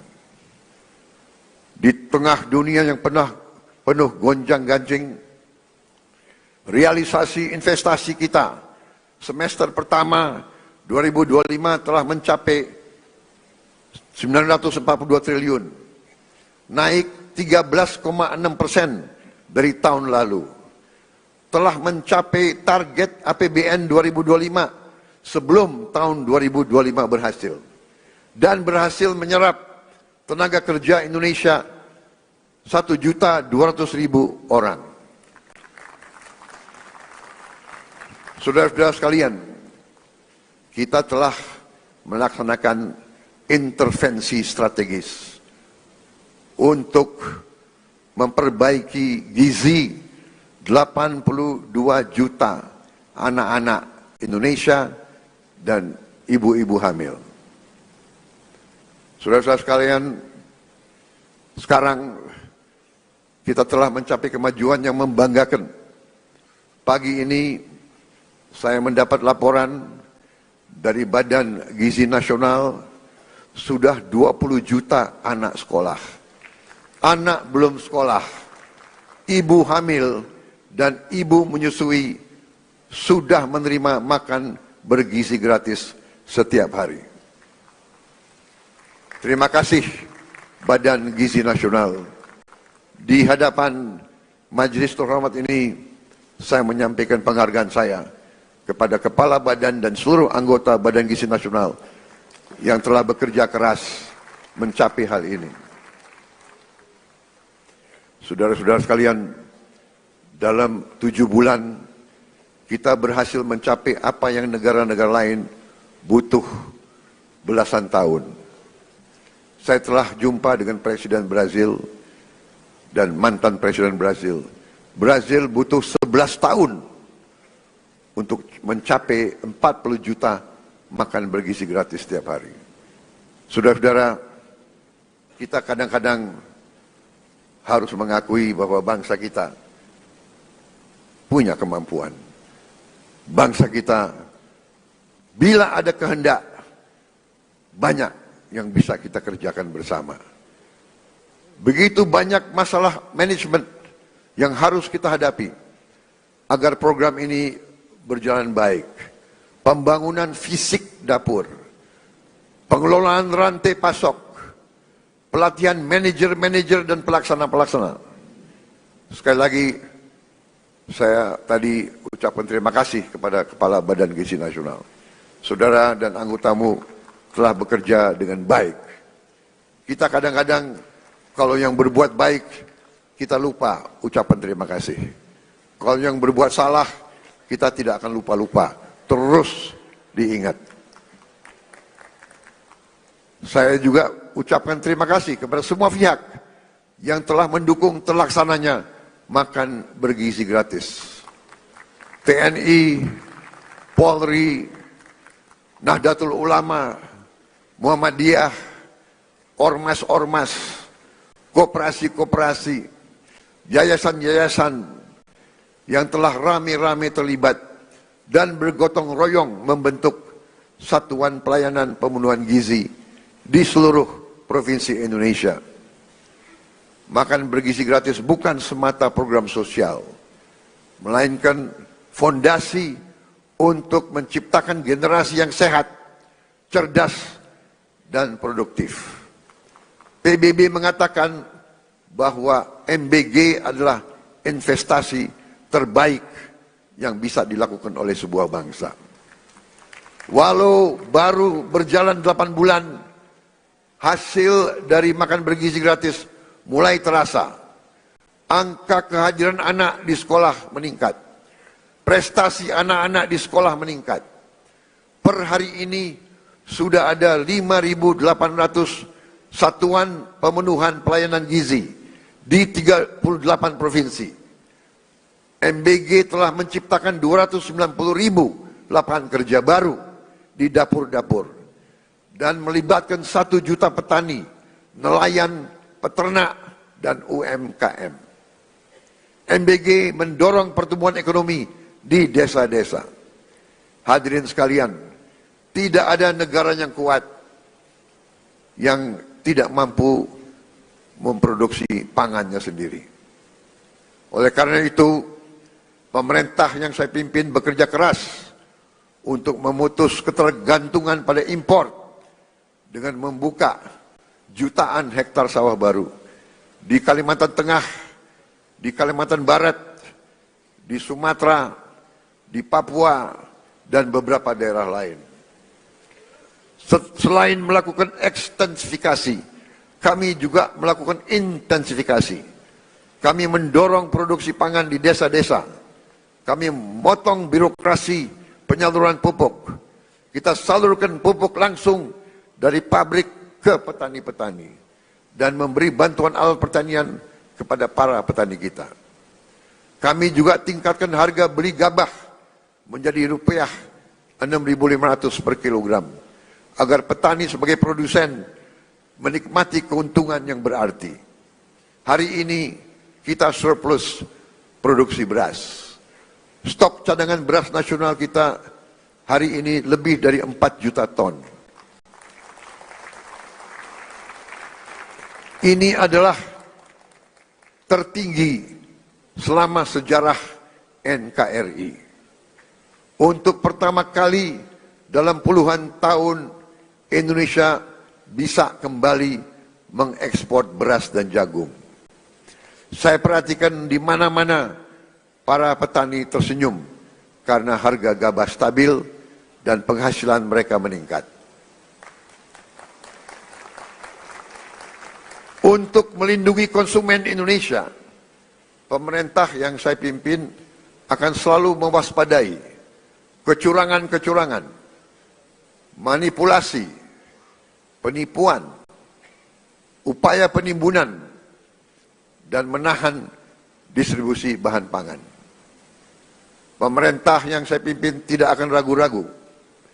Kami akan selalu tegas pada mereka yang melanggar aturan.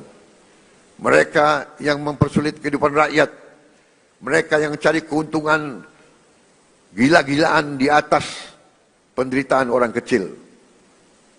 Pemerintah yang saya pimpin akan konsekuen menggunakan segala kewenangan yang diberikan kepada kami dari Undang-Undang Dasar 1945 dan juga Undang-Undang Nomor 7 tahun 2014 tentang perdagangan, terutama pasal 107, Jungto pasal 29 ayat 1 yang berbunyi pelaku usaha yang menyimpan barang kebutuhan pokok dan atau barang penting dalam jumlah dan waktu tertentu pada saat terjadi kelangkaan barang, gejolak harga, dan atau hambatan lalu lintas bisa mendapat pidana penjara paling lama 5 tahun dan atau denda paling banyak 50 miliar rupiah. Hadirin sekalian, saya pastikan perusahaan-perusahaan siapapun yang berani manipulasi dan melanggar, kami akan proses hukum. Dan berdasarkan wewenang konstitusional yang ada pada Presiden Republik Indonesia, kami akan sita yang bisa kami sita. Kami akan selamatkan rakyat. Kami akan membela kepentingan rakyat. Kami pastikan rakyat Indonesia tidak akan menjadi korban serakanomics. Korban mereka-mereka yang mengejar keuntungan sebesar-besarnya, menipu dan mengorbankan rakyat Indonesia, dan membawa keuntungan itu, kekayaan itu keluar dari Republik Indonesia. Ini harus kita hentikan.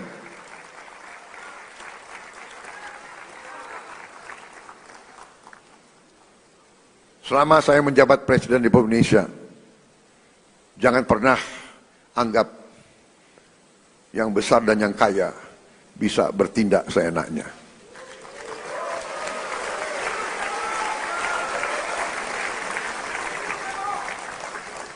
Kami tidak gentar dengan kebesaranmu, Kami tidak gentar dengan kekayaanmu, karena kekayaanmu berasal dari rakyat Indonesia. Pemerintah yang saya pimpin tidak akan ragu-ragu membela kepentingan rakyat Indonesia.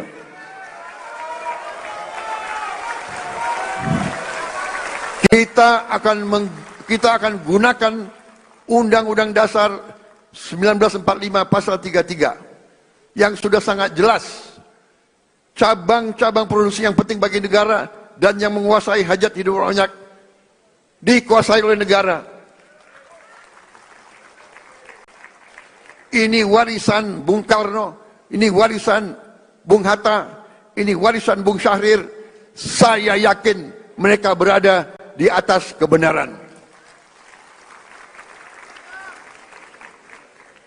Atas dasar inilah hari ini saya umumkan, setelah pertimbangan cermat oleh pemerintah untuk melindungi hak rakyat mendapatkan beras yang tepat. Tepat takaran, tepat kualitas, harga terjangkau, dan usaha penggilingan beras skala besar harus mendapat izin khusus dari pemerintah. Kalau mereka masih mau bergerak di bidang ini. Kalau tidak, yang besar silahkanlah pindah ke bidang lain. Jangan main di atas kebutuhan dasar rakyat Indonesia.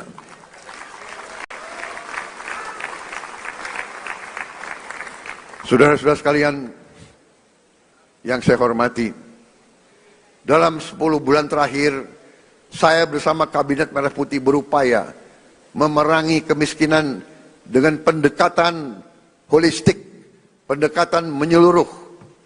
Kami ingin angka kemiskinan ekstrim segera turun ke 0% dalam tempo sesingkat-singkatnya. Karena itu untuk pertama kali dalam sejarah Republik Indonesia, kami telah membentuk sistem data tunggal sosial ekonomi nasional, DTSEN. DTSEN menjadi pegangan kita. Kami pastikan program-program pemerintah untuk masyarakat miskin tepat sasaran. Dengan DTSEN kami menjaring siapa yang berhak menerima manfaat. Sebelumnya kami dapat laporan bahwa masih ada orang kaya yang menikmati subsidi rakyat. Dengan sekarang kita ingin tepat sasaran. Saudara-saudara sekalian, salah satu upaya kita untuk memutus rantai kemiskinan absolut adalah kita membentuk sekolah rakyat. Kita sudah berhasil membangun dan membuka 100 sekolah rakyat. Kita harapkan tahun depan akan menjadi 200, tahun selanjutnya akan menjadi 300, dan seterusnya. Sekolah rakyat ini diperuntukkan untuk mereka yang dari desil yang terendah, desil 1-2, dari mereka yang benar-benar penghasilannya sangat-sangat rendah. Mereka kita asramakan, mereka kita berdayakan dengan kualitas pendidikan yang baik. Ini adalah untuk memutus rantai kemiskinan. Anak-anak yang miskin, kalau orang tuanya miskin, mereka tidak perlu untuk terus miskin. Ini yang kita telah upayakan dan ini sedang kita kerjakan sekarang. Bagaimana dengan sekolah-sekolah lain? Kita telah juga membentuk sekolah unggulan. Kita telah membangun dan akan membangun dan selesaikan sekolah unggulan untuk mengejar ketertinggalan kita di bidang sains dan teknologi. Kita bentuk sekolah unggul Garuda, rencananya 20, dan akan ada 80 sekolah unggul Garuda transformasi. Sekolah-sekolah yang sudah ada ikut dalam program ini. Dan kami juga akan menambah SMA Taruna Nusantara terintegrasi di seluruh pelosok negeri. Tahun ini kita juga akan menambah fakultas-fakultas kedokteran di seluruh Indonesia. Kita ketinggalan dalam menghasilkan dokter-dokter dan dokter gigi. Saudara-saudara sekalian, pendidikan sangat penting. Kita juga akan renovasi lebih dari 13.000 sekolah dan 1.400 madrasah. Dan ini masih jauh kurang dari yang kita inginkan. Tapi tahun ini adalah permulaan. Tahun depan kita akan cari uang untuk menambah hal ini. Juga untuk mengejar ketertinggalan kita, tahun ini kita akan sebarkan 288.000 layar pinter, smart platform, smart TV yang akan kami distribusi ke sekolah-sekolah hingga ke pelosok-pelosok, agar anak-anak di desa tertinggal yang tidak ada guru yang bagus bisa dapat mengikuti pelajaran dari guru-guru terbaik yang mengajar secara virtual. Untuk mencetak pemimpin-pemimpin nasional di masa depan, kami juga telah mencanangkan tadi yang saya sebut 20 sekolah unggul Garuda dan 80 sekolah unggul Garuda Transformasi. Saudara-saudara sekalian, kita juga membangun SMA Taruna Nusantara terintegrasi di seluruh pelosok negeri. Untuk mengatasi kekurangan dokter dan dokter spesialis, tahun ini akan dibuka 148 prodi di 57 fakultas kedokteran di seluruh Indonesia. Terdiri dari 125 prodi spesialis dan 23 prodi subspesialis. Kita juga akan tambahkan 25 prodi umum dan prodi gigi, serta meningkatkan kuota mahasiswa kedokteran yang mendapat beasiswa. Saudara-saudara sekalian, untuk mengatasi perputaran uang yang terkonsentrasi di ibu kota dan kota-kota besar, kami dirikan 80.000 koperasi desa dan koperasi kelurahan merah putih. Koperasi di setiap desa akan meningkatkan ekonomi desa dan menciptakan jutaan lapangan kerja. Koperasi desa kelurahan juga akan meringankan beban hidup masyarakat kita dengan menjual beras murah, minyak goreng murah, LPG bersubsidi, pupuk bersubsidi sesuai dengan harga jual. Kita juga akan membuat rakyat bisa punya akses kepada protein, kepada ikan dan daging dalam harga yang terjangkau. Untuk mempercepat investasi di hilirisasi sumber daya alam dan berbagai bidang strategis, untuk membuka lapangan kerja berkualitas, kami bersama DPR RI telah membentuk apa yang kita sebut Badan Pengelola Investasi Danantara Indonesia. Danantara adalah lembaga pengelola investasi dengan aset dalam pengelolaan lebih dari 1 triliun US dollar. Danantara akan ciptakan jutaan lapangan kerja berkualitas, terutama di bidang hilirisasi. Alhamdulillah, hari ini tingkat pengangguran nasional berhasil turun ke level terendah sejak krisis 1998. Hadirin sekalian, kami juga membangun sistem kesehatan yang lebih adil dan merata. Cek kesehatan gratis telah digunakan hari ini oleh lebih dari 18 juta warga. 66 rumah sakit di 66 kabupaten sedang kami tingkatkan kelasnya. Kawasan ekonomi khusus Sanur kami hadirkan sebagai pusat pelayanan medis bertaraf internasional agar orang Indonesia tidak harus berobat ke luar negeri. Kami tegakkan kedaulatan Indonesia di panggung dunia. Kami putuskan Indonesia bergabung dengan BRICS. Indonesia juga diundang di mana-mana menjadi kehormatan dalam perayaan kemerdekaan India dan perayaan Hari Nasional Prancis. Kami juga berhasil menyelesaikan perundingan dagang Uni Eropa dengan Indonesia, SEPA, yaitu Comprehensive Economic Partnership Agreement, yang sebenarnya adalah Free Trade Agreement, di mana kita bisa akses pasar Eropa dengan tarif nol. Kita juga berunding dengan Amerika.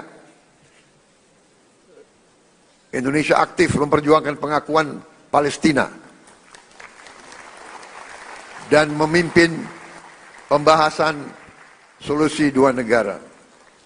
Saat ini juga 2 pesawat Hercules kita sedang beroperasi di Timur Tengah, menerjunkan bantuan-bantuan dari udara ke Gaza. Saudara-saudara sekalian, kami bekerja untuk menegakkan hukum dan keadilan. Salah satu yang penting adalah dalam menegakkan hukum dan keadilan, gaji hakim harus dalam keadaan baik. Kami telah naikkan untuk beberapa hakim sampai dengan 280% peningkatannya. Kami juga tidak segan-segan membongkar kasus-kasus korupsi besar. Bersama TNI dan Polri kami pastikan bumi dan air dan kekayaan alam yang terkandung di dalamnya dikuasai oleh negara dan dipergunakan untuk sebesar-besar kemakmuran rakyat. Saudara-saudara sekalian, beberapa saat yang lalu, beberapa tahun yang lalu, kita mendapat laporan ada ribuan, ada jutaan perkebunan kelapa sawit yang melanggar hukum, yang menyimpang regulasi. Ada yang membuat perkebunan di hutan lindung. Ada yang tidak melaporkan luasnya perkebunan mereka. Ada yang dipanggil BPKP tidak mau datang. Kami terbitkan Peraturan Presiden nomor 5 tahun 2025 tentang penertiban kawasan hutan. Dan pada hari ini saya melaporkan di majelis ini bahwa pemerintah Republik Indonesia sudah menguasai kembali 3,1 juta hektar dari potensi 5 juta hektar lahan sawit yang dilaporkan melanggar aturan, tapi kita belum verifikasi. Yang sudah jelas kita verifikasi melanggar aturan adalah 3,7 juta hektar, dan dari 3,7 juta hektar, 3,1 juta sudah dikuasai kembali. Saudara-saudara sekalian, perlu saya laporkan juga di sini bahwa ada keputusan pengadilan yang sudah ingkrah 18 tahun yang lalu yang memerintahkan ada kebun-kebun kelapa sawit yang harus disita, tapi tidak ada penegak hukum waktu itu yang mau melaksanakannya. Saya tidak tahu kenapa, tapi saya telah perintahkan dikuasai kembali oleh negara. Dan untuk itu kita telah menggunakan pasukan-pasukan TNI untuk mengawal tim-tim yang menguasai kebun-kebun tersebut. Karena sering terjadi perlawanan, berani-berani melawan pemerintah NKRI, ya kita hadapi, saudara-saudara sekalian. Setelah ini kita akan tertibkan juga tambang-tambang yang melanggar aturan.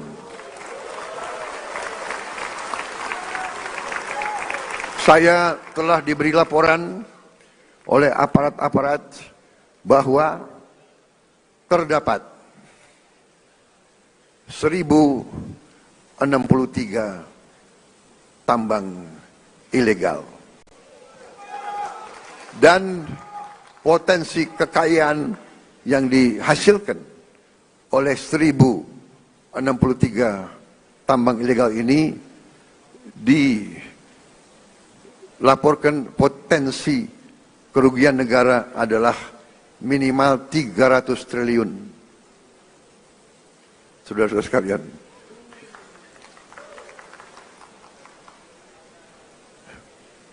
saya minta dukungan seluruh MPR. Saya minta dukungan seluruh partai politik untuk mendukung ini demi rakyat kita, saudara-saudara sekalian.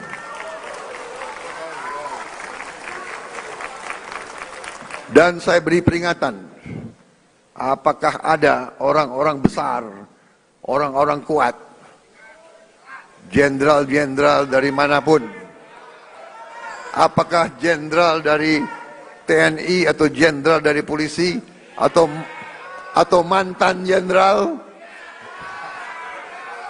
tidak ada alasan kami akan bertindak atas nama rakyat.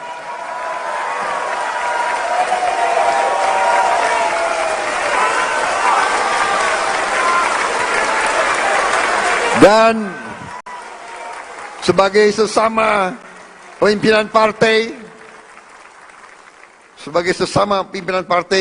saya ingatkan anggota-anggota semua partai, termasuk partai saya Gerindra, cepat-cepat kalau ada terlibat, Anda jadi justice collaborator. Anda laporan aja, karena walaupun kau Gerindra, tidak akan saya lindungi, saudara-saudara sekalian. Kalau ada yang berani, ya, saya telah perintahkan Panglima TNI dan Kapolri, kalau Anda mau ke provinsi ini, pakai pasukan dari provinsi lain. Jangan-jangan ada anak buahmu di kebun-kebun itu. Saudara-saudara wakil rakyat, saudara tahu keadaan yang sebenarnya. Benar?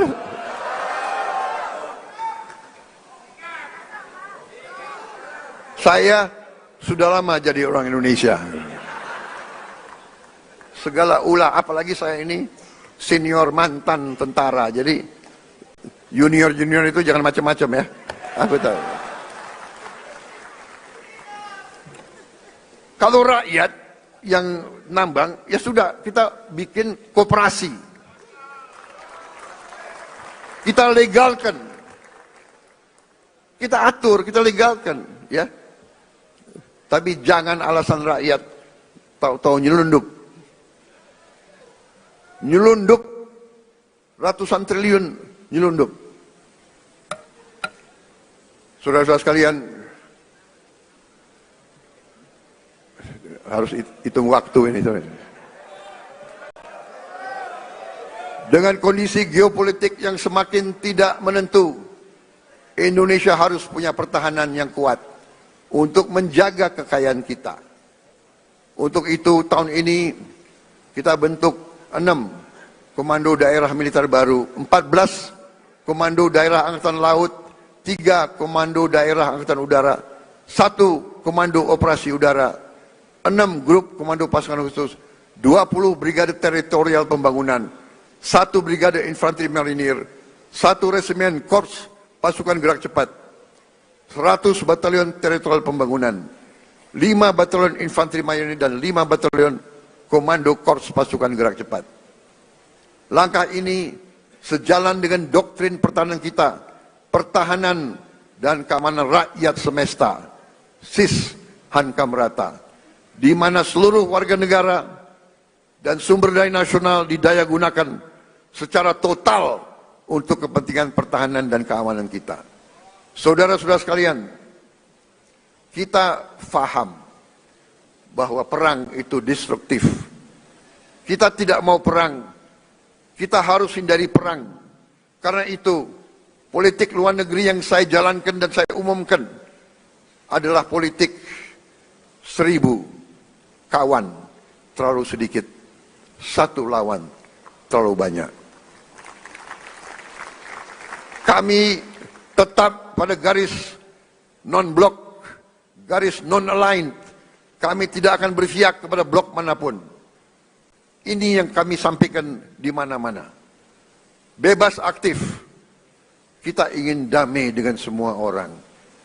Kami terutama dengan tetangga-tetangga kita.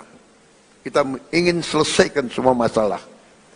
Ada masalah, kadang-kadang masalah garis perbatasan. Masalah ini adalah warisan dari kolonialis, warisan dari penjajah. Belanda datang dengan Inggris, dia bikin garis seenak jidatnya, dia bikin garis itu. Yang repot kita sekarang, ya kan? Kita mau ditabrakan sama Malaysia. Kita sahabat sama Malaysia. Kita satu rumpun.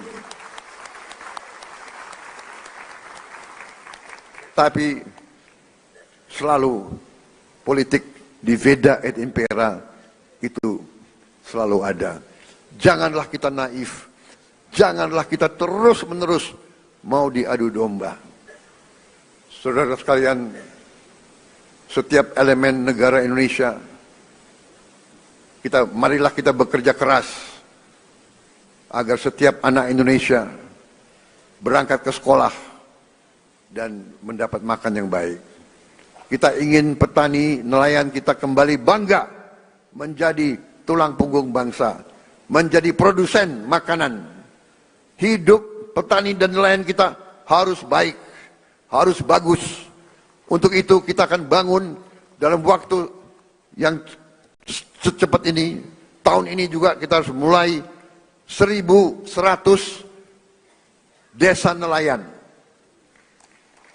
Tiap desa nelayan terdiri dari 2.000, kurang lebih 2.000 kepala keluarga. Berarti di situ akan hidup 2 juta kepala keluarga. Kalau satu kepala keluarga terdiri dari bapak, ibu, dan 3 anak, berarti 5 juta.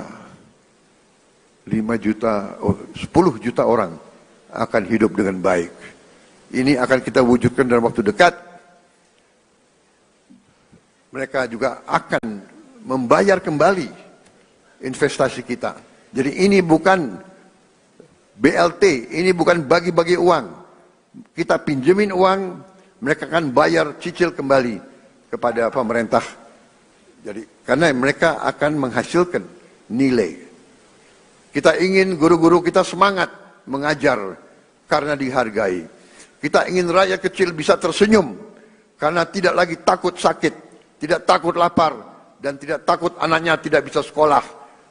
Dan kita harus cari lapangan kerja yang sebesar-besarnya dan sebanyak-banyaknya. Tujuan kita, tujuan kemerdekaan adalah yen wong cilik iso gemuyu. Saudara-saudara sekalian, untuk itu saya memberi apresiasi kepada lembaga-lembaga negara atas kinerja mereka dalam menjalankan roda negara. MPR RI melalui visi besar Rumah Kebangsaan, pengawal ideologi Pancasila dan kedaulatan rakyat, secara konsisten terus-menerus sosialisasikan Pancasila, Undang-Undang Dasar 1945, NKRI, dan Bhinneka Tunggal Ika. MPR konsisten turun ke rakyat, jelaskan 4 pilar kehidupan berbangsa dan bernegara. Ini sangat penting karena pemahaman Undang-Undang Dasar 1945 bisa menyelamatkan ekonomi kita, bisa menyelamatkan demokrasi kita. DPR RI pada periode awal 2024-2029 telah membahas dan mengesahkan 14 rancangan undang-undang dan telah menetapkan program legislasi nasional tahun 2025 dan jangka menengah 2025-2029. Sehingga perencanaan, penyusunan dan pembahasan RUU berjalan secara terarah dan terukur. Pada pelaksanaan fungsi penganggaran, DPR RI telah membantu pemerintah mewujudkan efisiensi berkeadilan di APBN kita yang merupakan mandat dari Undang-Undang Dasar 1945 serta membantu menyusun RAPBN 2026 yang akan saya sampaikan sore hari ini. DPR RI juga telah melaksanakan fungsi pengawasan yang luas melalui 26 panitia kerja pengawasan dan 3 tim pengawasan. DPD RI telah menetapkan lebih dari 50 keputusan kelembagaan yang mencerminkan peran aktif dan strategis DPD dalam memperjuangkan aspirasi dan kepentingan daerah di tingkat pusat. Lebih lanjut, DPD RI telah mendukung pembangunan berkelanjutan, aktif menjalankan fungsi pengawasan, pemberian pertimbangan anggaran, serta proaktif memantau dan mengevaluasi Raperda dan Perda untuk memastikan kesesuaian regulasi daerah dengan kebijakan nasional. BPK RI telah membuktikan integritasnya dan independensinya dalam pemeriksaan pengelolaan dan tanggung jawab keuangan negara. Capaian BPK di tahun 2024 antara lain mendorong peningkatan akuntabilitas tata kelola keuangan negara serta kualitas pertanggungjawaban pelaksanaan anggaran, sehingga kementerian dan lembaga yang telah mencapai status wajar tanpa pengecualian mencapai 97,7% untuk tahun anggaran 2024. Mengawal program prioritas nasional, meningkatkan efektivitas belanja APBN, serta penyelamatan puluhan triliun rupiah uang dan aset negara. Mahkamah Konstitusi di sepanjang tahun 2024 hingga pertengahan 2025 telah menangani ratusan perkara pengujian undang-undang, perselisihan hasil pemilihan umum, dan perselisihan hasil pemilihan kepala daerah dengan proses persidangan yang efektif, tepat waktu, dan menghasilkan berbagai putusan penting yang menjadi tonggak penguatan demokrasi dan perlindungan hak konstitusional warga negara. Mahkamah Agung secara serius dan berkelanjutan melakukan reformasi peradilan, modernisasi manajemen perkara, penyelesaian sengketa perdata secara cepat dan berorientasi pada perdamaian, serta penanganan perkara pidana dengan pendekatan restoratif justice. Dengan sistem peradilan elektronik atau e-court di Mahkamah Agung, jumlah perkara yang didaftarkan di pengadilan tingkat pertama meningkat 30,84% dari tahun sebelumnya. Penyelesaian sengketa perdata dengan nilai gugatan di bawah 500 juta rupiah meningkat 68%. Dan tingkat keberhasilan penyelesaian sengketa melalui mediasi meningkat 28%. Capaian ini adalah bukti nyata kerja keras Mahkamah Agung untuk mewujudkan peradilan yang modern, cepat, berbiaya ringan, dan berkeadilan bagi seluruh rakyat Indonesia. Komisi Yudisial memainkan peran strategis dalam kesejahteraan rakyat dan kemajuan Indonesia, yaitu dengan menjaga integritas hakim dan meningkatkan kepercayaan publik terhadap integritas hakim. Sepanjang tahun 2024 sampai dengan periode Juli 2025, Komisi Yudisial telah melaksanakan seleksi calon hakim agung dan hakim ad hoc yang menghasilkan sebanyak 9 orang calon hakim agung, 3 orang calon hakim ad hoc di Mahkamah Agung. Komisi Yudisial juga telah menerima 3.752 laporan masyarakat terkait dugaan pelanggaran kode etik dan pedoman perilaku hakim, dan mengusulkan penjatuhan sanksi kepada 116 orang hakim. Selain itu, saya juga mengucapkan terima kasih kepada Bank Indonesia, Otoritas Jasa Keuangan, Lembaga Penjamin Simpanan, Komisi Pemberantasan Korupsi, Komisi Pemilihan Umum, Badan Pengawas Pemilu, Ombudsman RI, Komnas HAM, dan lembaga-lembaga nasional lainnya yang telah berkontribusi untuk kemajuan bangsa sesuai dengan peran dan kewenangannya.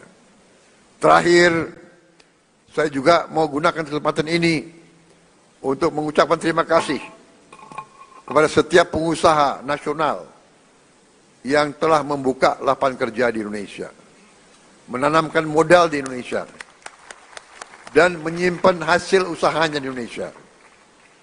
Jangan salah, tidak semua pengusaha yang besar itu ikut dalam alam mazhab Slakahnomics. Justru sebagian besar kita ajak untuk membangun Indonesia bersama. Saya sampaikan ke mereka, mereka harus menjadi bagian dari Indonesia Incorporated. Indonesia Incorporated adalah konsep pembangunan ekonomi di mana semua stakeholder, semua pemain bergerak dalam satu kesatuan tim nasional. Yang kuat, yang besar punya peranan. Yang menengah punya peranan. Yang kecil punya peranan, kita bantu. Yang miskin kita berdayakan.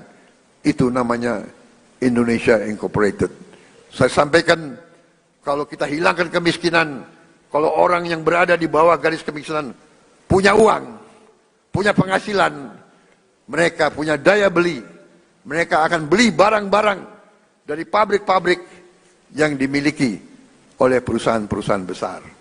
Itu yang kita namakan suatu ekonomi mata rantai yang saling memperkuat, bukan saling menghancurkan. Saudara-saudara sekalian, saya percaya dan saya yakin bahwa dengan kita bersatu, dengan kita bergotong royong, dengan kita mencapai demokrasi sesuai dengan budaya kita, ekonomi sesuai dengan rancang bangun pendiri-pendiri bangsa kita, insya Allah Indonesia akan semakin kuat, semakin sejahtera. Kita memilih beberapa tonggak sebagai tema kita. Bersatu, berdaulat, rakyat sejahtera. Rakyat harus sejahtera. Kalau rakyat tidak sejahtera, saya katakan kita gagal sebagai negara merdeka. Kita akan berhasil sebagai negara merdeka kalau rakyat kita sejahtera.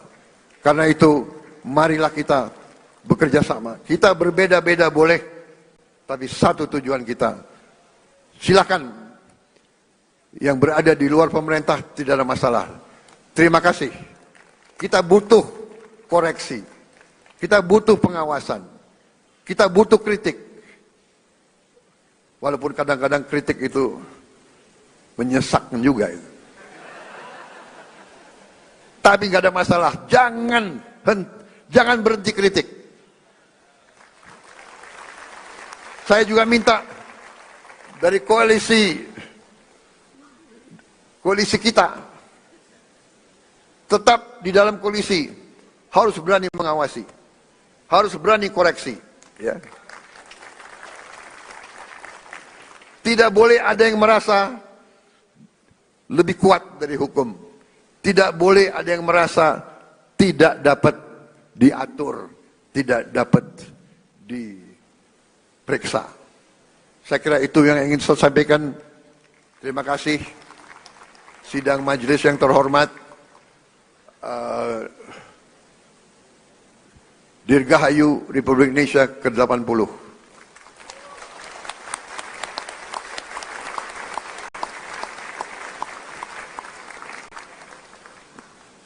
Mungkin inilah tandanya bahwa demokrasi kita kuat, karena saya adalah Presiden ke-8 Republik Indonesia yang akan memimpin perayaan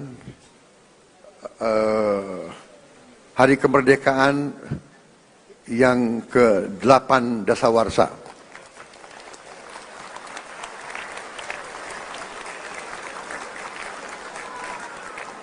Memang ditakdirkan untuk jadi presiden ke-8.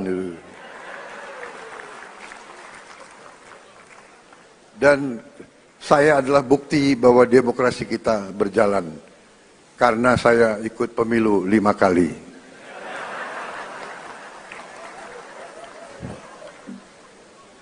Alhamdulillah 4 kali kalah. Tapi hari ini saya berdiri di depan majelis ini. Terima kasih. Terima kasih, saudara-saudara sekalian. Wassalamualaikum warahmatullahi wabarakatuh.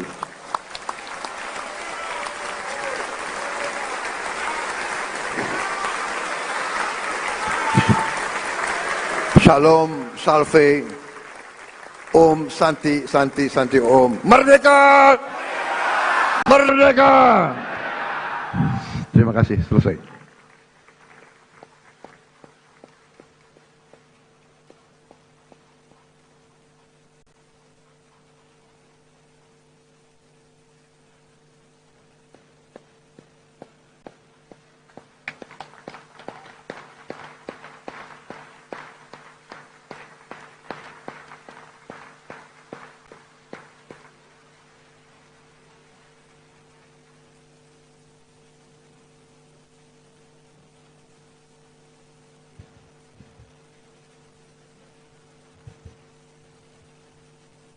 Saudara Presiden dan Saudara Wakil Presiden, hadirin peserta sidang yang kami muliakan. Terima kasih kepada Saudara Presiden Republik Indonesia yang telah menyampaikan pidato tentang penyampaian laporan kinerja lembaga-lembaga negara sekaligus pidato kenegaraan dalam rangka hari ulang tahun ke-80 kemerdekaan Republik Indonesia tahun 2025. Selanjutnya, marilah kita dengarkan persembahan lagu-lagu daerah oleh Orkestra Simfoni Praditya Wiratama Universitas Pertahanan Republik Indonesia.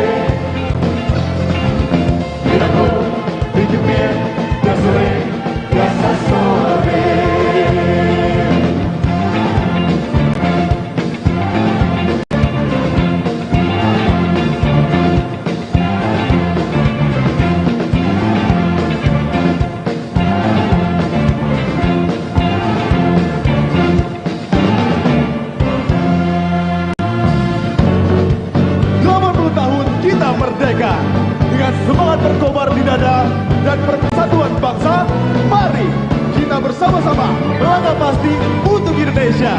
Bersatu berdaulat, rakyat sejahtera, Indonesia maju. Merdeka!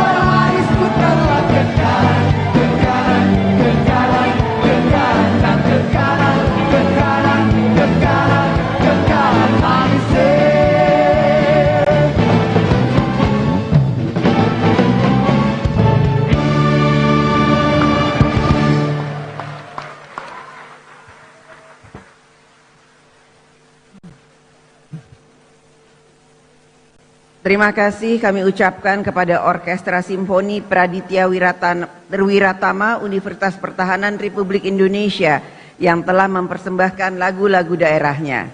Saudara Presiden, Saudara Wakil Presiden, hadirin peserta sidang yang terhormat.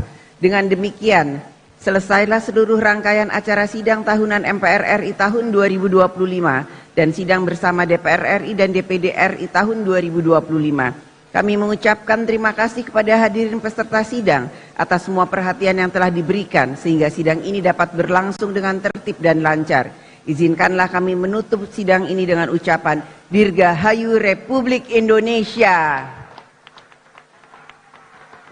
Wabillahi taufiq wal hidayat. Wassalamualaikum warahmatullahi wabarakatuh. Om Santi Santi Santi Om.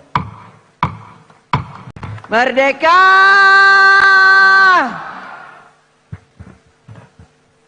Hadirin dimohon berdiri.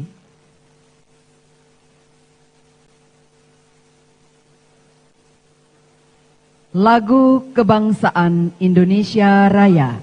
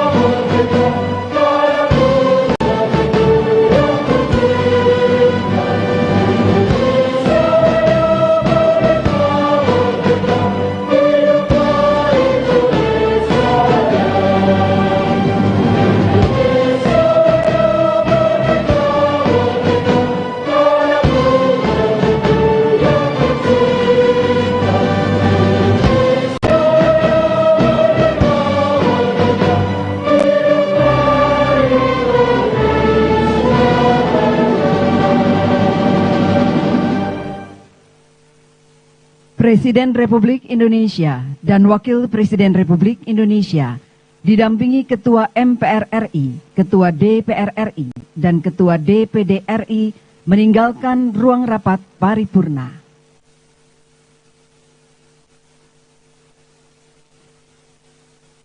Dan Prabowo Subianto, Wakil Presiden Gibran Rakabuming, bersama Ketua MPR RI Ahmad Muzani, Ketua DPR RI Dr. Honoris Causa Puan Maharani, dan Ketua DPD RI Sultan Batiar Nazamuddin akan meninggalkan ruang paripurna.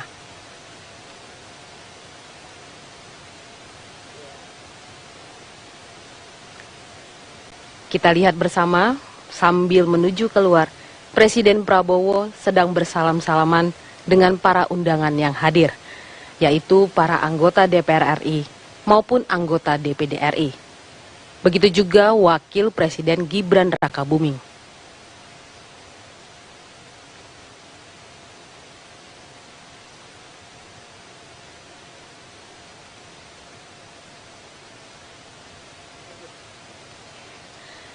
Pemirsa, telah kita saksikan bersama. Ketua DPR RI Puan Maharani menyampaikan kepada seluruh undangan yang hadir. Puan menyoroti nilai-nilai demokrasi bahwa partai politik tidak boleh berhenti membenahi diri karena yang dituntut dari pemegang kekuasaan adalah kebijaksanaan. Tidak hanya mendengar, kata Puan, tapi juga harus memahami. Dan kritik tidak boleh memecah belah bangsa. Selaras dengan pidato Ketua DPR RI tersebut, tadi Presiden Prabowo juga menegaskan soal pentingnya sistem demokrasi, di mana kekuasaan perlu diawasi dengan transparan. Prabowo menegaskan komitmen pemerintah untuk memastikan rakyat sejahtera dengan pangan yang bergizi yang dapat diakses semua lapisan masyarakat lewat program swasembada pangan. Dalam pidatonya juga tadi, Puan Maharani mengapresiasi Presiden Prabowo karena merespon cepat berbagai sejumlah persoalan strategis dan bisa langsung menyentuh pada kepentingan masyarakat.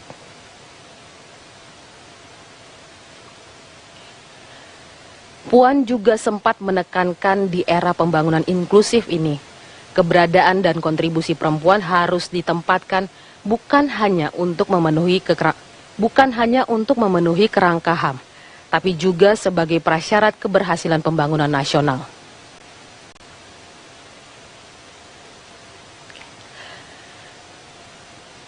Pemirsa, dalam pidatonya Presiden juga sempat menyampaikan bagaimana pemerintah akan memutus rantai kemiskinan secara holistik dengan menggunakan data tunggal sosial ekonomi nasional atau DTSN.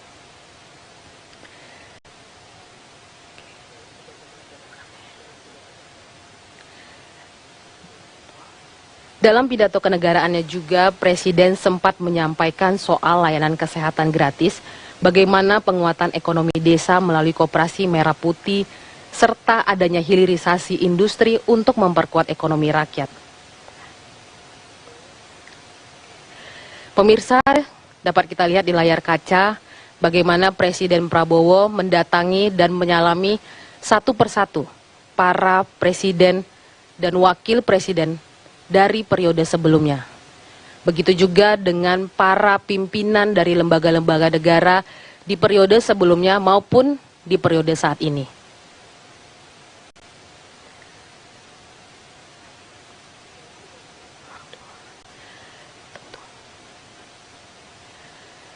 Pemirsa, kami informasikan juga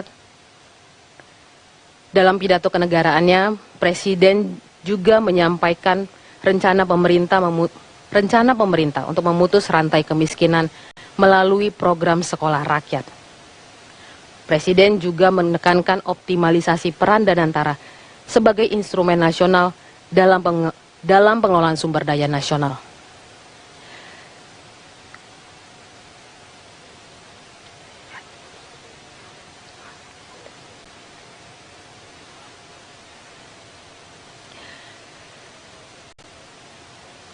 Pemirsa, dapat kami informasikan pidato kenegaraan dalam rangka HUT RI ke-80 ini merupakan pidato kenegaraan pertama Prabowo Subianto sebagai Presiden Republik Indonesia. Dan rangkaian sidang bersama DPR dan DPD RI ini merupakan periode kedua bagi Ketua DPR Puan Maharani.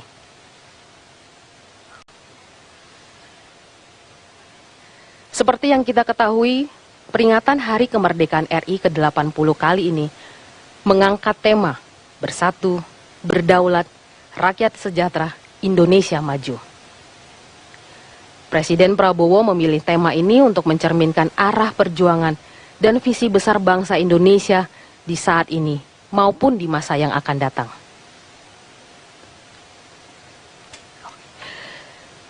Pemirsa, di layar kaca Anda dapat kita lihat juga bagaimana anggota DPR RI dengan semangat nasionalisme, dengan semangat untuk merayakan Hari Kemerdekaan Republik Indonesia ke-80 ini. Terlihat para anggota DPR RI berfoto bersama di podium atau mimbar utama.